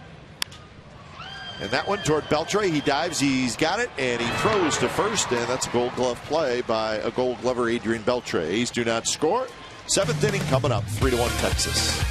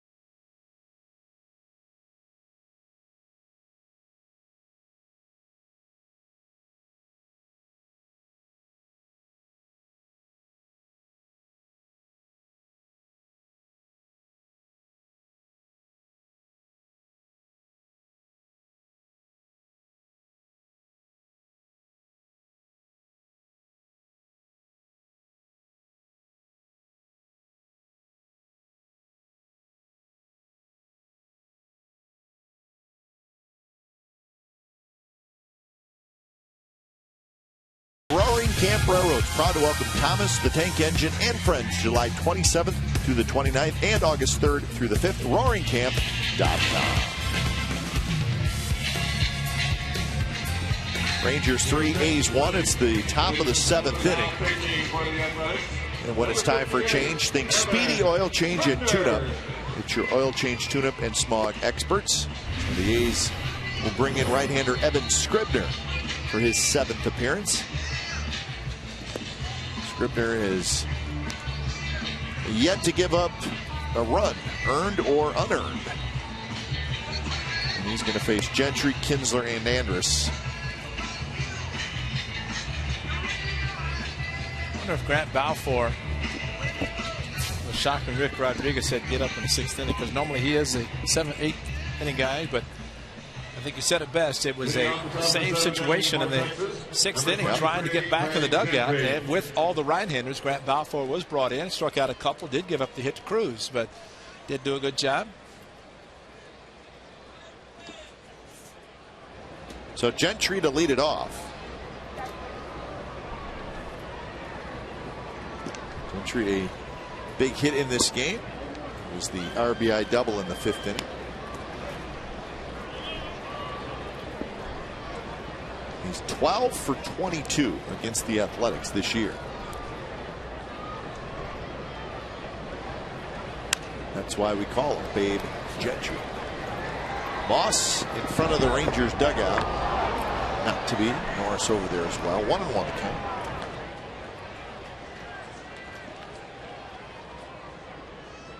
The Angels and the Tigers will play again tonight in Detroit. That's the 3rd of a 4-game series. Each team has won a game so far in that series. C.J. Wilson looking for his 10th win tonight against Doug Fister. Fister 3-6. A couple of playoff hopeful teams.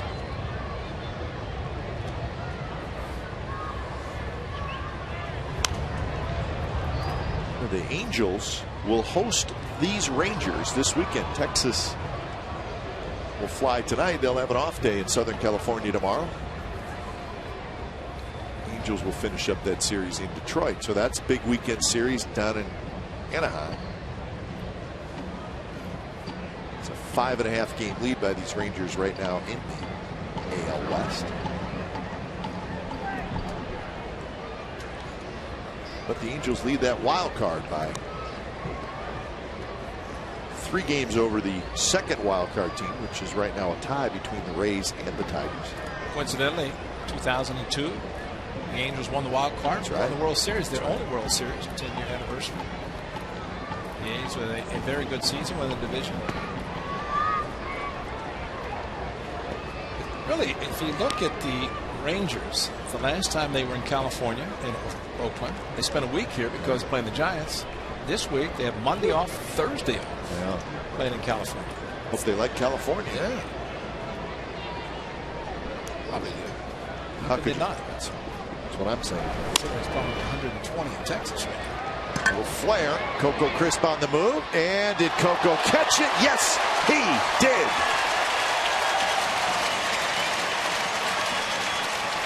Heck of a play by the A's center fielder.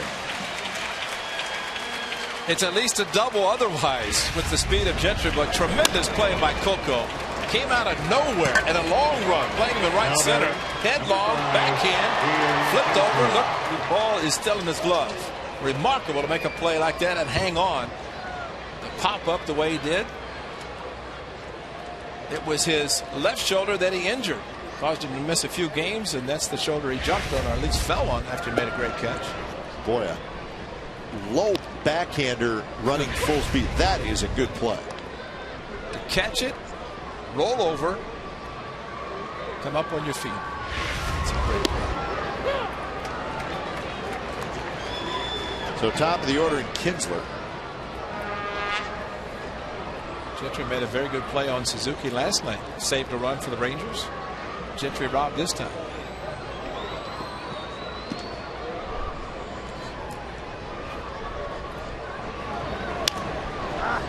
Another breaking ball. Skied into foul territory. An inch has it. So 2 outs here in the top of the 7th inning. Chevron STEM Zone introduces kids to science, technology, engineering, and mathematics. Get interactive baseball-related science exhibits. It's located south of the Eastside Club near Section 200 throughout the A's versus the Yankees series, starting Friday, July the 20th through the 22nd. Game tickets, as always, OaklandAthletics.com.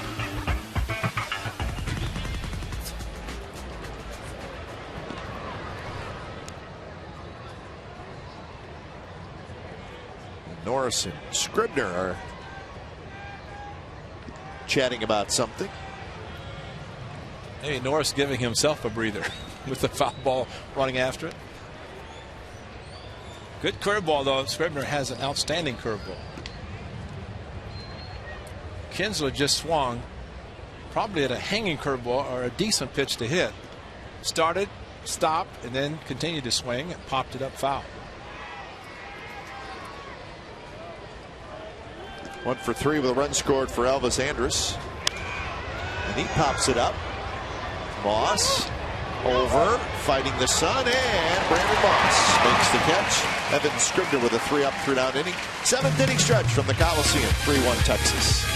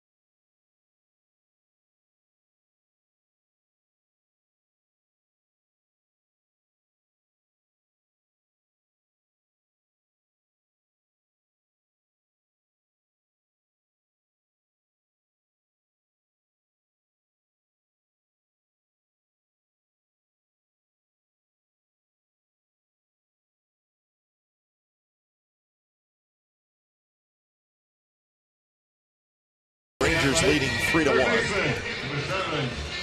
Inge, Pennington, and Crisp for the Athletics. And Ray, you said it right. Robbie Ross. This is not a one-pitcher effort today. It's like they're going to try to get 2 innings out of him. Inge with a home run in the 5th inning for the A's only run. And that one's drilled to left field. Hamilton's not going to get it. And he's going to pick it up, toss it back in, and Inge with a double. Back-to-back loud hits by Brandon Inge. A home run, tied the game, and a double. Low fastball, dropped the head of the bat on it. That's a great sign, great thing to see from Brandon Inge. He's a very good hitter. He may not hit for a big average, but usually extra base hits, he will get plenty. 2 today. So Napoli and Ross, they'll have a meeting. That's buying time for Zaragando. It is Agando.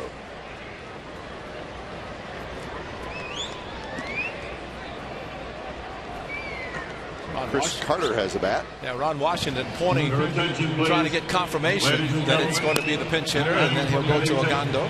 Number 22, Chris Carter. So Carter is announced. Ron Washington coming out. He's got a slow walk going, and it's going to be Agando to face Carter. So when it's time for change, think Speedy Oil Change and Tune-Up, your oil change, tune-up, and smog experts.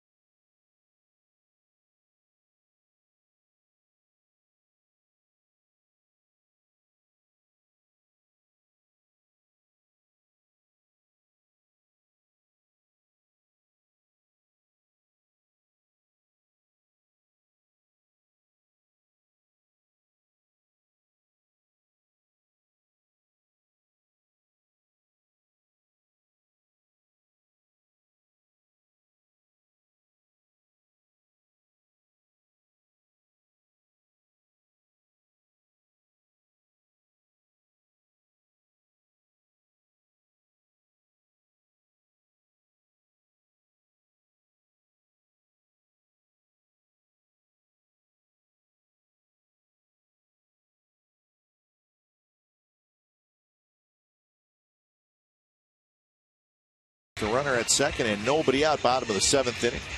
He's going to face Alexi Agando. Saw Agando last night. Last night was his first appearance back from the disabled list.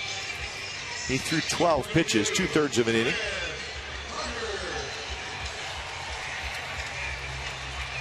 So he will face Carter.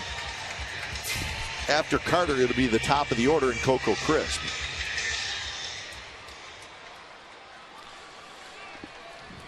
Chris Carter has proven that he can pinch hit, as he had a big 3-run home run against the Mariners, Delabar. The A's would just like to get a hit with a runner in scoring position. Haven't had one yet in this series, and that one is high.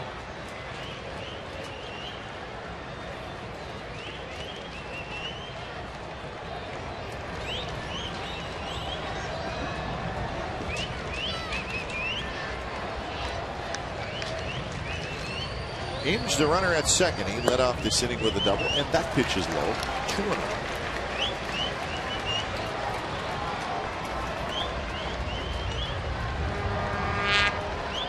Well, nobody up in that Rangers bullpen, so Ron Washington was expecting Agando to get through this inning. That's Adams for the 8th. This is 8th inning guy. And that one's outside. 3-0.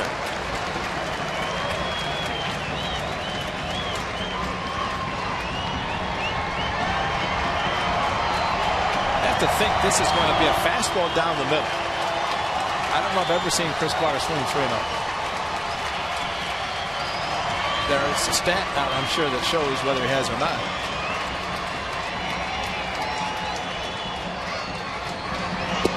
Yeah, that one on the inside corner for a strike.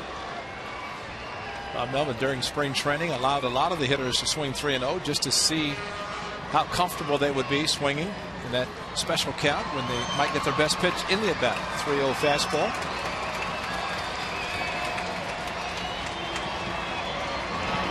Carter lays off, and it's high, and he's got a walk. Got there are times in a batting order. Now, Brandon Hinks is going to run for him. He'll go in to play shortstop, but there are times in a batting order. Get a couple of runners on base, but you don't have the hitter at the plate to sacrifice. The A's are down by 2. They have the hitter now in Coco Crisp, and maybe we'll see if that's what they do.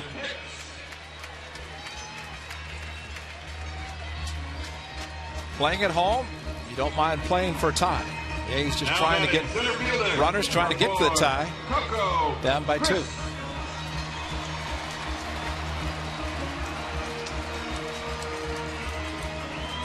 It's good at bat by Chris Carter. It's showing he has the power, but also patience at the plate for a big guy. So Crisp steps in. Beltre, the third baseman, in on the grass. So is Snyder, the first baseman.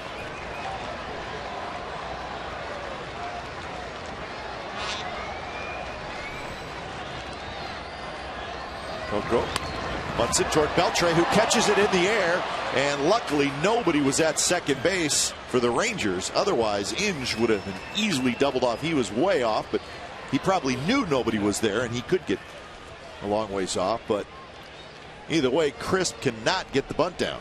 Had the wheel play with Andrus, the shortstop, coming over, Beltre coming in. They were going to try to get the lead runner third. Good base running by Brandon Inge. He knew the second baseman would go to first, and with the shortstop going to third, nobody was in second, so he came halfway to third.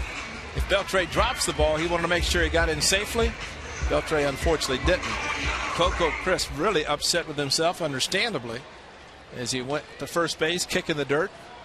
Beltre, another great play. So that'll bring up Weeks. Runners remain at first and second.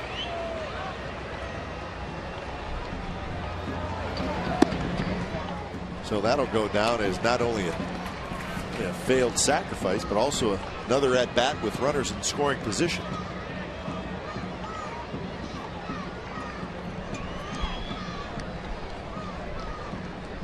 Weeks 0 for 2. Weeks did have a sacrifice bunt in this game. That was in the very first inning.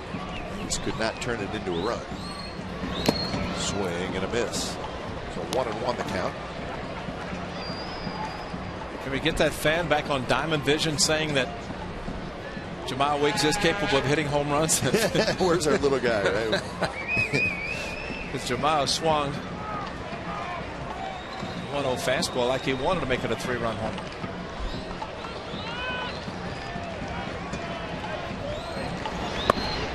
Down and in, 2-1. Norberto now make that Doolittle gets up for the A's in their bullpen. He's just starting to throw. A's are 0 for 13 with runners in scoring position in this series. And boy, do they need a hit right now.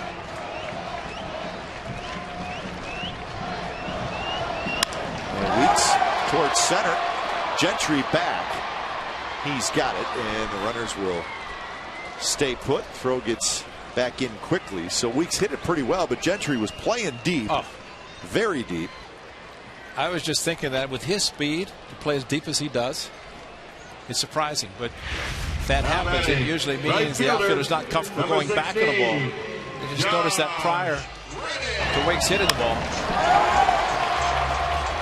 The series before the All-Star break, Jamal was hitting ground balls, line drives, and unfortunately sometimes it gets a little bit too big with his swing, gets under the ball. Back-to-back fly balls to center field, following our lad who said he couldn't hit home runs.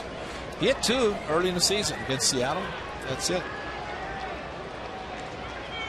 So Reddick will hit.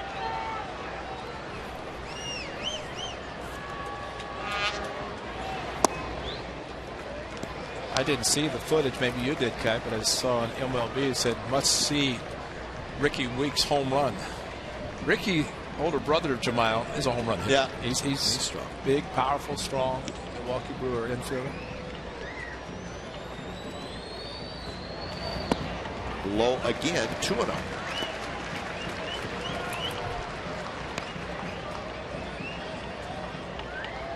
So even last night, we've seen quite a bit of Ogando.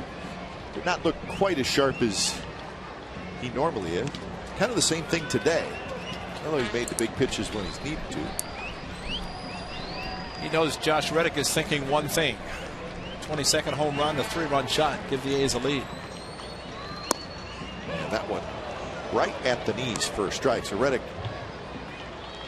took that one, and as you can see, Ogando really pounding the lower part of the strike zone. Inge doubled, leading this thing off. He is still at second base. Hicks is at first base. Reddick, that fastball up a little bit. He fouled it straight back. So the count even at 2-2.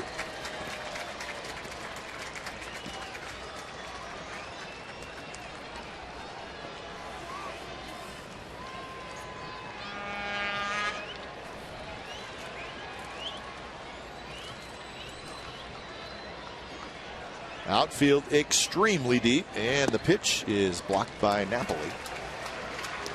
Actually dug out of the dirt by Napoli. Better put backhanded by Napoli. A little bit of everything. Maybe an emergency save, as hard as the ball was thrown. In the dirt. Backhand jumped right into his catcher's mitt.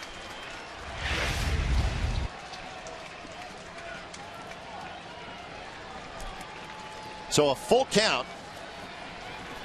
That'll help the A's get the runners moving. And the pitch is drilled to right. And that baby is off the top of the wall. 2 runs are going to score. We are tied here in the 7th. How did that ball not get out? I'm glad it hit off the wall. But he crushed it.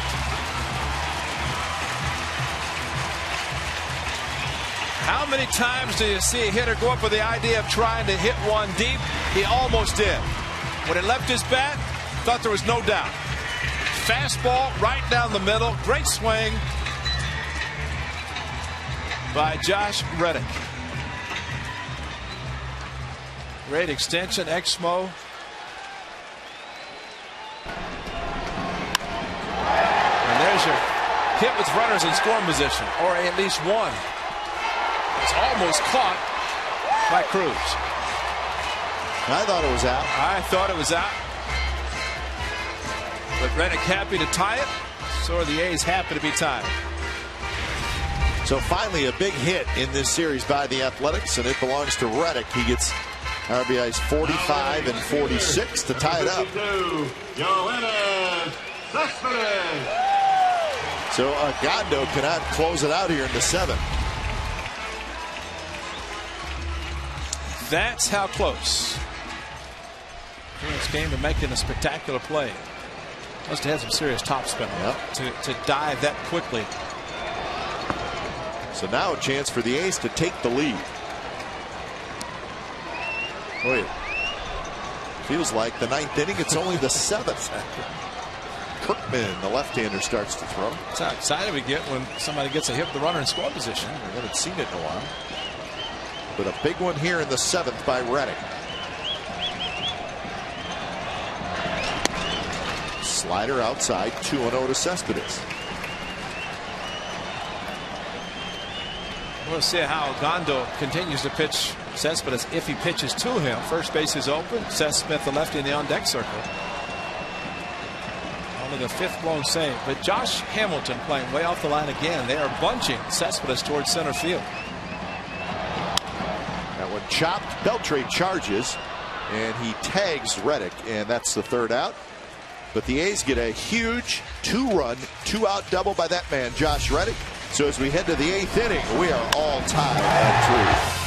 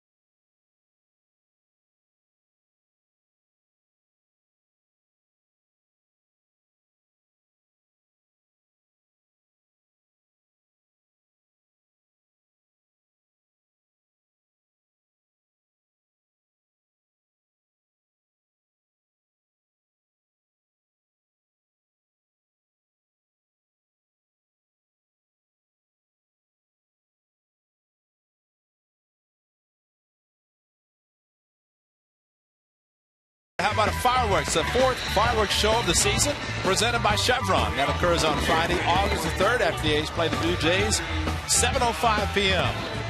And it is set to the sounds of the Olympics. Wow, that should be great. Tickets available at oaklandathletics.com/fireworks. Olympics coming up. Matter of fact, Michael Baird, the engineer on the radio side, Gone. He's gone. He's an Olympics engineer. So 8th inning, and we're tied when it's time for change. Think Speedy Oil Change and Tune-Up, your oil change, tune-up, and smog experts. Doolittle against Hamilton. So this is a fun matchup to watch. Hamilton got a fastball, and he fouled it straight back.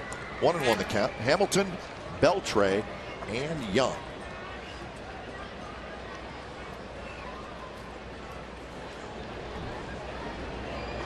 For 3 today for Josh Hamilton after a 1-for-4 game last night. Swing and a miss at a hard slider.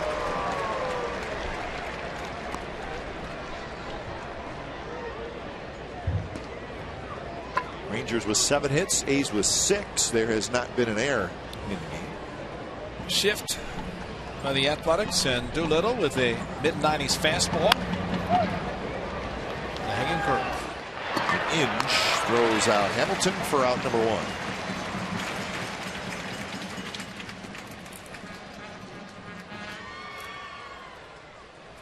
So that'll bring up Beltre. Now batting, number 29, Adrian Beltre. So Beltre does not have a hit. He did reach on a fielder's choice and score a run in the 6th inning.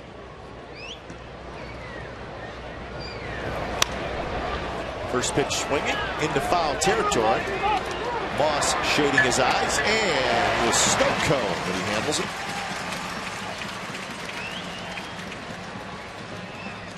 What he's looking at. Yep. He did a very good job shading his eyes with his glove, brought the glove down, and then maybe lost it. Michael Hicks, the new shortstop, he pinch ran for Carter, who was pinch hitting for Pennington. Turns out to be a huge at bat. A walk.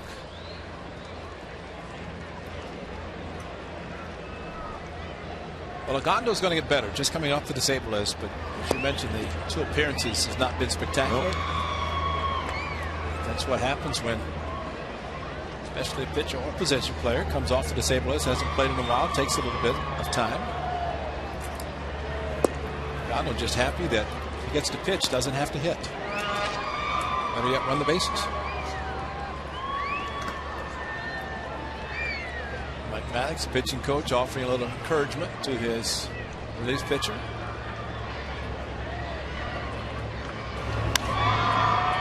Young fouls it back, and the count 2-1. 2 outs here in the top of the 8th inning. Adams and Kirkman, a lefty and a righty, throwing in the Rangers bullpen.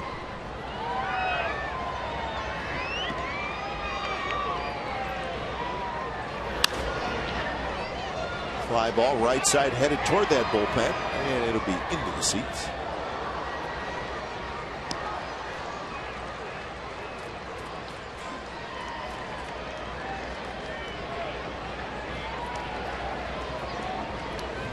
If there's ever time for a reversed shift, this would be it. Michael Young, one of the best hitting ball the opposite field. The A's playing him straight up. I think the Tampa Bay Rays would use the exaggerated shift right-hander with the right side, expecting to hit the ball that direction. There it is. Right up, right. And Reddick is there, so a line out by Young. Doolittle has a 3-up, 3-down inning. Bottom of the 8th coming up. Smith's going to lead it off. It's a 3-3 game.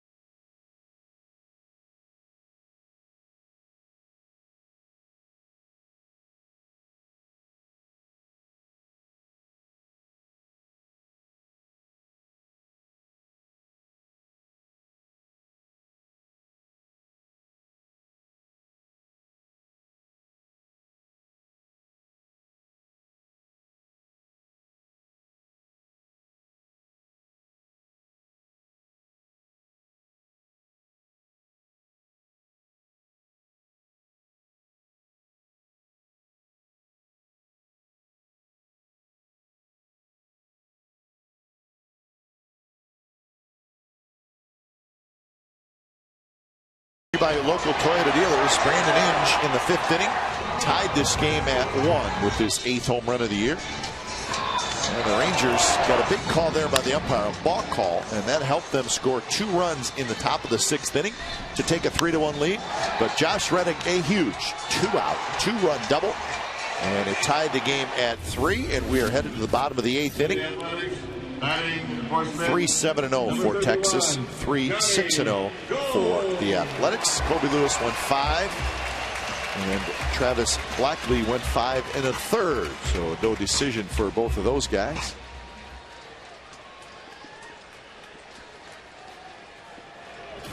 So a new pitcher for the Texas Rangers. They go to the left-hander Michael Kirkman. When it's time for change, think Speedy Oil Change and Tune-Up, your oil change, tune-up, and smog experts. No record for Kirkman, just his 9th appearance. He faced Smith, Moss, and Norris. He will not face Smith. He'll face Johnny Gomes, the pinch hitter. So Smith 0 for 3. And now Gomes hits here in the bottom of the 8th.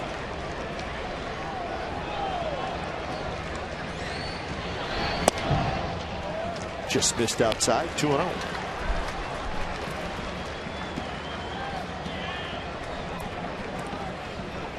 Cook is throwing for the A's.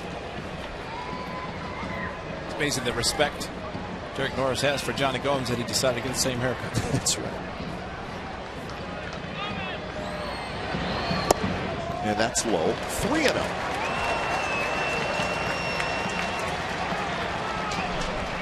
Gondo walked a hitter, the first hitter he faced in the 7th, and that was a big at bat, as Ray said. It was to Carter.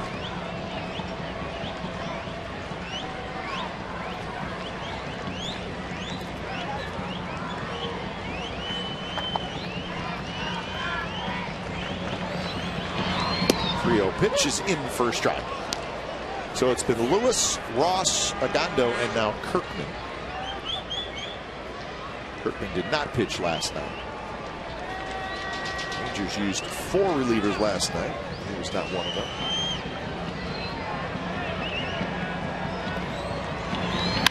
That one's hit toward left center field. On the run is Hamilton near the wall, and he reaches up and makes the catch for out number 1. Well, you got a really good jump in left field.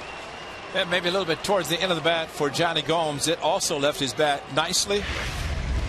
Died in left center. Nice swing by Johnny Gomes. Strong as always. I got him on the label. Something slowed it down. Otherwise, this beautiful afternoon, the ball is carrying horribly. Reddick thought he hit a home run. Johnny Gomes maybe off the wall, or at least to left center. Slider to Brandon Moss is a little bit low. Moss is 0 for 3.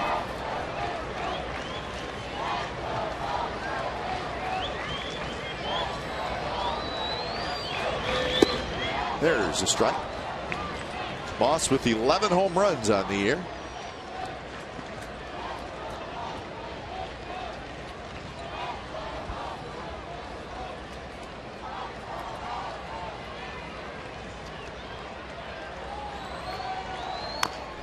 That one cued out in front. Napoli has to stay with it. Had a little English on it, but he makes the play, and that is out number 2. But Brody Brazil hosts the Bay Area's best sports talk show, Chronicle Live. It's tonight at 8 p.m. and it's on Comcast Sportsnet Bay Area. Guests include NHRA funny car driver Courtney Fauché, David Clay Large, the author of Munich 1972, Barry Tompkins, reporters Lowell Cohn and Monty Poole, and Brandon Tierney from 95.7 The Game. So that's a pretty good lineup. That's all coming up tonight on Chronicle Live, 8 p.m. Here's Norris. And if you missed him with Dick Callahan doing PA announcing last night for a half inning, probably see that as well. Should anyway. Did a good job. 0-1 to Norris, who's 0 for 3. Big hop to Beltre. Straightens up. Throws wide, and he's safe. So Snyder could not get the tag, and the A's get a 2-out base runner here in the 8th. Don't underestimate the speed of a catcher, especially a young catcher. Adrian Beltre probably thinking, catcher, take my time, because he took an unbelievable amount of time. And then swinging across the diamond, pulling Snyder off. But meanwhile, Norris hustling down the line, ran hard. When you're over, you're trying anything you can to get on, and he does. See if he touched the base. Oh, yeah. Oh, yeah. He dragged his foot. All over the bag. It's like a wide receiver. Wide receiver going to the foul line, dragging it, keeping one foot in or not.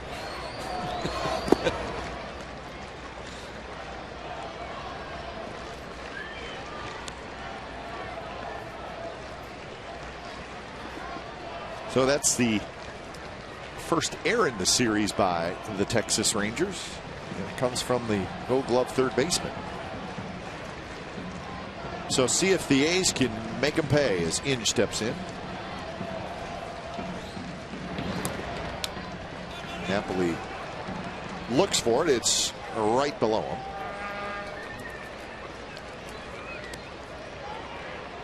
Napoli had no clue where the ball was yet.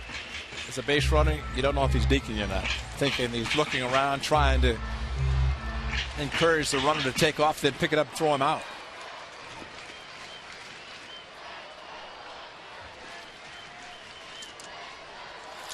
The outfielders are playing somewhere here at the Coliseum. We don't know where, but they are out there.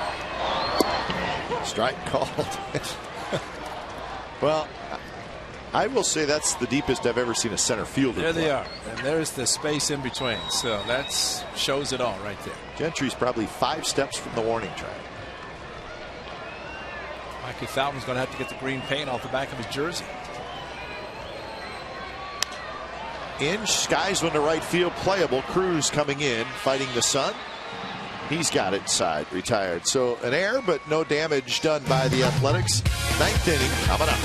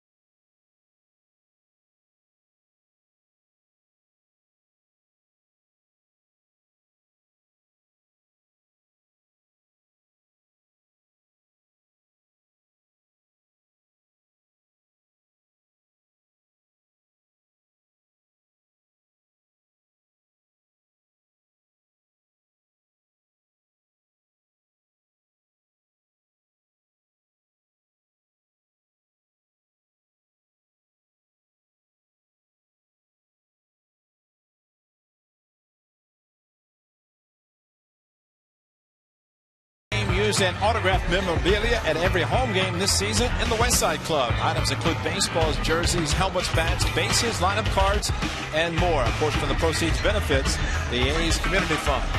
So Dominic down behind the walkway. He is the authenticator, and those are great items to be able to bid on. And we hope you do so to help benefit the A's Community Fund. 9th inning, tie game. You're at home. You have the luxury of using your closer if you would like. And that's what the Athletics are going to do. Ryan Cook comes in. So Cook will face Cruz, Napoli, and Snyder. Norris sends the throw down. Leading off the top of the ninth inning for Texas, number 17, Nelson Cruz. Evan Scribner, a very good job. 1-2-3 seventh. Same for Sean Doolittle. 1-2-3 eighth. So the bullpen once again doing an excellent job. Grant Balfour a couple of strikeouts in his 2/3 of an inning, the 6th. First pitch to Cruz, slider in for a strike.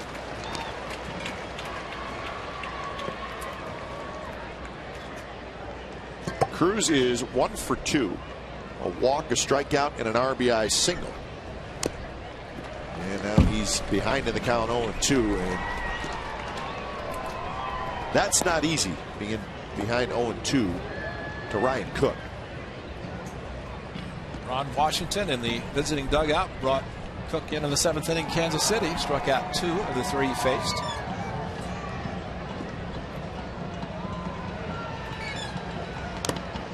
And an emergency swing by Cruz on a slider that actually stayed inside.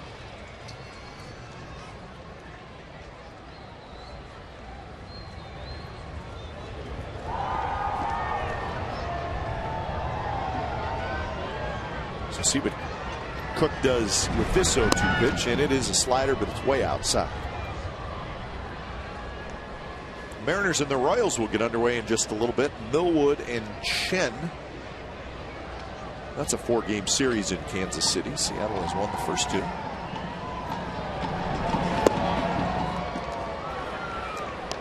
White Sox and the Red Sox.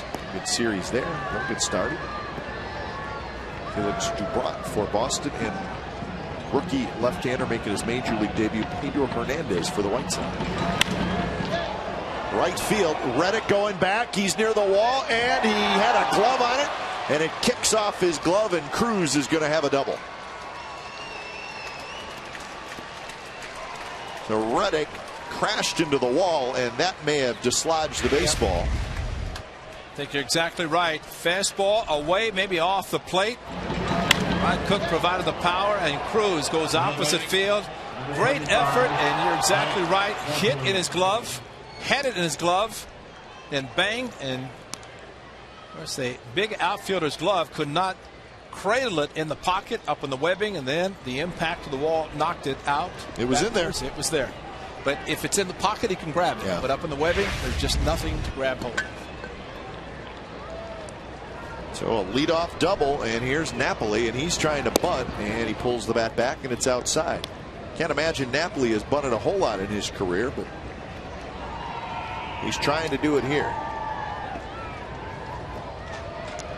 He does not have a sacrifice bunt this year.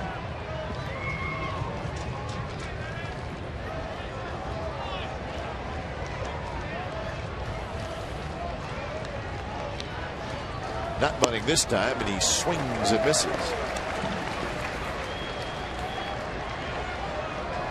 Interesting though, Ray, the Texas Rangers, always power, right? They have the 2nd most sacrifice hits in the American League. Ever since Ron Washington took over as manager, they will always be at the top. The Angels have the most. Well, that's not surprising. They have the power also, but Mike Scioscia, Wash, guys believe that you're not always going to live with a home run ball. You're going to win a lot of games with it, but the runners in scoring position, sacrificing, it helps. Now, Napoli in a whole 2 strikes still will be trying to hit the ball to the right side. Murphy has come out into the on-deck circle, the left-handed hitter. 1-2 pitch. Swing and a miss. He struck him out. 3 pitches after the first pitch. That was a ball, and Napoli makes 0 contact. 95-mile-an-hour fastball with movement. Norris outside the pitch towards the middle part of the plate inside. Number 7. And David inside Murphy. out. He's trying to shoot the ball to right field. Could not make contact. Just blazing speed from Ryan Cook. See, Napoli didn't stay in the game long enough to catch Cook in the All-Star game. That's right. Starting catcher, Cook in the 7th. So Babe Gentry is going to get another chance, as they're going to intentionally walk Murphy. So Murphy hitting for Snyder. Gentry was a real Babe Gentry because Babe Ruth not only is a great hitter, but a pitcher, which That's right. Gentry pitched That's against exactly the A's. right. That's been my point all along. But you helped me out.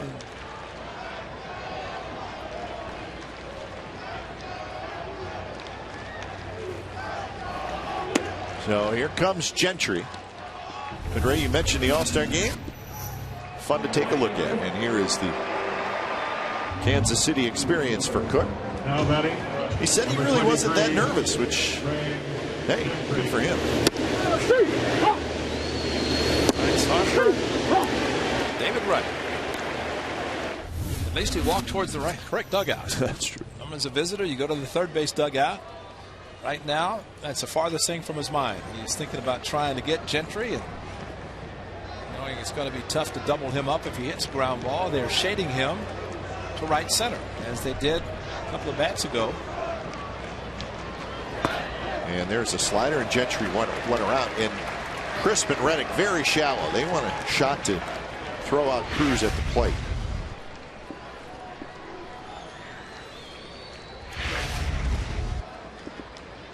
So 0-1 the count. Kinsler is in the on-deck circle.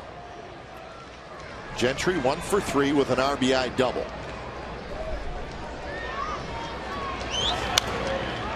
Got a fastball there, fouls it off to the right, and he's behind in the count 0-2. The positioning of the A's outfielders would indicate that Ryan Cook is going to stay hard away. Hard slider, hard fastball. Remember, Cespedes is playing now. Gentry got a changeup. Hit a double down the left field line, scoring slider for the first run. 2 outs in the 5th inning. So at least looks like Cook is pitching the way the defense is set up.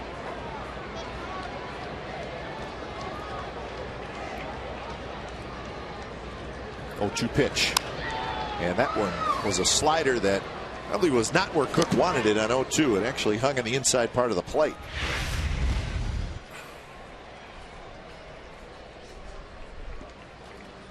Well, that was the last foul ball. The pitch before that actually went to our right. So we do not want a pop-up going near Brandon Inge.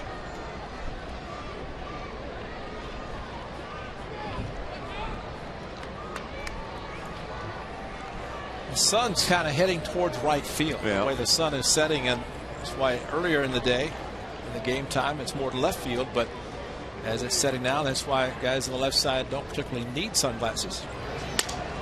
A little flare going out is Hicks, and Hicks makes the over-the-shoulder catch. So Gentry is retired, and that's out number 2. So now Cook has to get Kinsler and get the A's back in the dugout tied. Set up for an infield fly rule, however, Now batting. Number 5. not your Ian normal fly ball. Kinsler. It was a very good play by Hicks going out to the outfield. Sunglasses on his face and making a nice over-the-shoulder catch.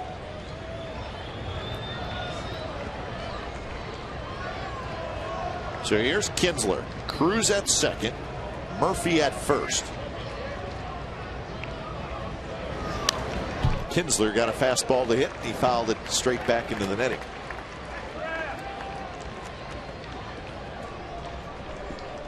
Oh for 3 last night, 1 for 4 today for Kinsler.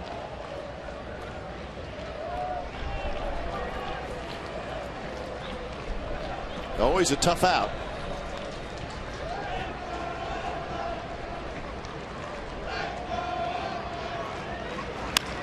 And that one's looped. Center field. Crisp on the move. He's going to track it down.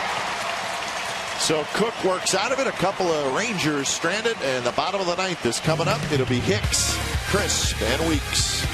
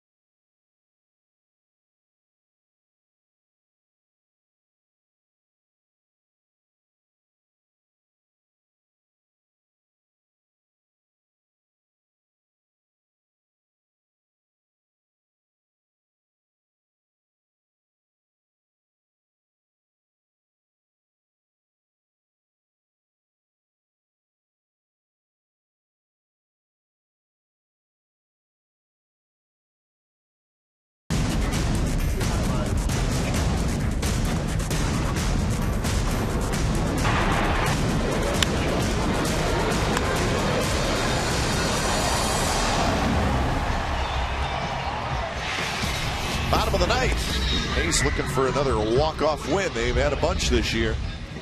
We're tied at 3. The left-hander Michael Kirkman is back out there for his second inning of work. And he's going to face Hicks, Crisp, and Weeks. It'll be the first at bat for Brandon Hicks.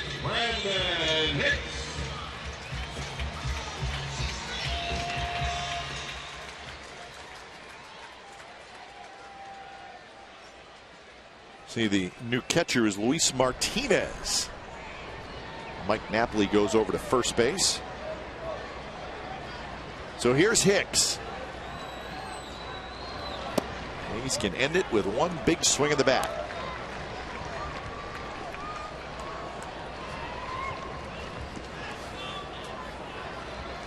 We're trying to spread this around for the walk-offs. Sure. Might as well. 8 walk-off this year. So 1-1 the count to Hicks. Actually in the first half of the season. Ended the first half. It goes Sunday with a walk-off in the 13th.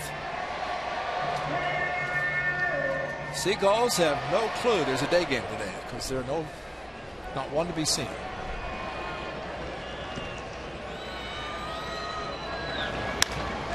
That one hit toward right center. On the run is Gentry, and that baby is gone. Ball game. Hicks has won it for the A's.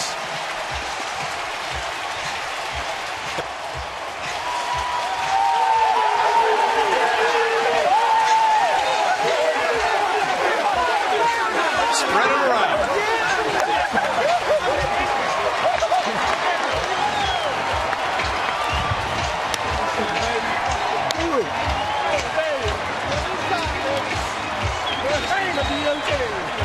So Brandon Hicks, first major league home run is a walk-off, and the A's have done it again. So they salvage the final game of this 2-game series. They scored a couple of runs in the 7th, and then they get the walk-off from Brandon Hicks here in the 9th. So they send the 20,000 fans home happy. As Hicks, we've seen that right center power this year, Ray, a little bit from him, and he showed it right there. That means Josh Reddick is hurriedly going to the clubhouse to grab a towel and some Gatorade, because you know somebody's going to get it, but probably won't mind one bit. You're right about the opposite field power. He has shown it and does not start the game, but against the lefty, comes in, and really the power showed on that. So 4-3 is the final. We're going to have a chance to chat with the hero, Brandon Hicks. So, well, you get in the game, you never know what's going to happen. Remember, Hicks was a pinch runner, and then he went in to play shortstop. So that was his first at bat in the game, and he got a pitch to hit out over the plate, and he took advantage of it. Boy, we've had a lot of fun this year with the walk-offs, more than any other year that we can remember. The A's have scored late, and they've been able to celebrate at home plate. And he had to be thinking they're going to spread it around. So he decided to do it. The 9th. Welcome. All right, Brandon Hicks is downstairs. Brandon, congratulations. Not a bad way to use your first major league home run. You get a walk-off. Tell us about the at-bat and how much fun it was to get mobbed by your teammates. Yeah, it was exciting to get that first one out of the way. You know, I've been swinging the bat and coming close a couple times, but it was nice to get the first one in fashion like that. You showed against the Giants when you first joined the ball club. You almost did it down the left field line. Now here it comes. It's just a matter of time.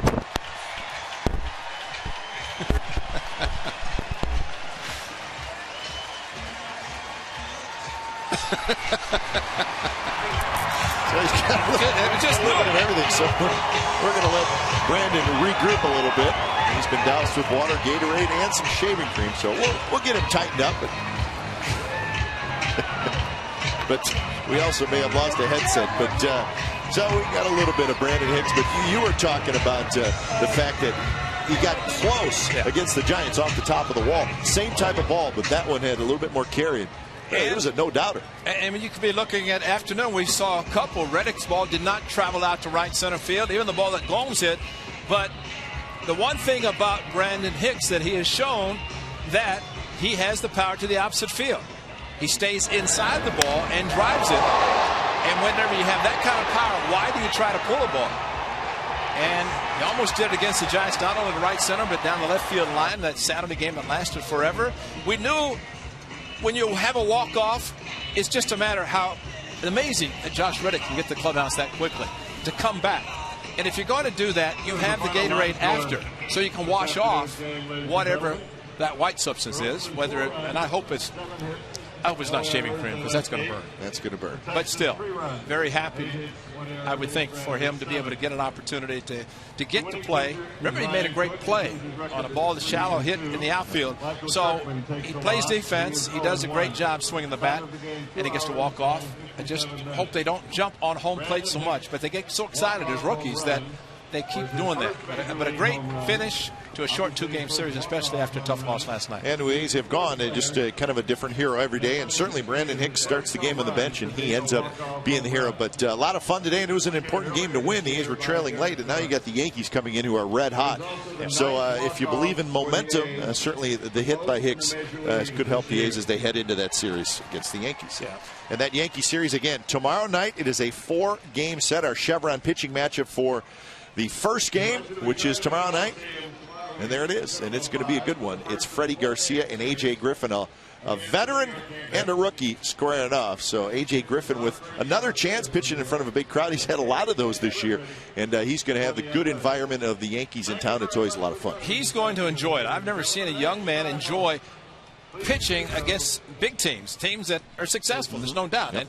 And he's going to have that opportunity tomorrow night. And he started in Minnesota, picked up the win, his first major league victory, and let's hope he can continue tomorrow night. So the A's get back to 3 games over the 500 mark, and they hang around in that wild card race a little bit longer, which we certainly like. But indeed, it's going to be a big 4-game series and a big weekend of baseball with the Yankees in town. Big crowds expected, so we're looking forward to that. And it'll be our next telecast tomorrow, and it is the beginning of that 4-game series with the best team in baseball record-wise. It's the Yankees. Coverage begins with A's pregame live at 6:30, and then the ball game at 7, right here on Comcast Sportsnet California. Once again, the final score on a walk-off home run, and there it is by Brandon Hicks. The A's beat the Texas Rangers 4-3. Thanks for watching Oakland A's baseball on Comcast Sportsnet, part of the NBC Sports Group. We'll see you tomorrow night. Yankees in town right here at the Coliseum.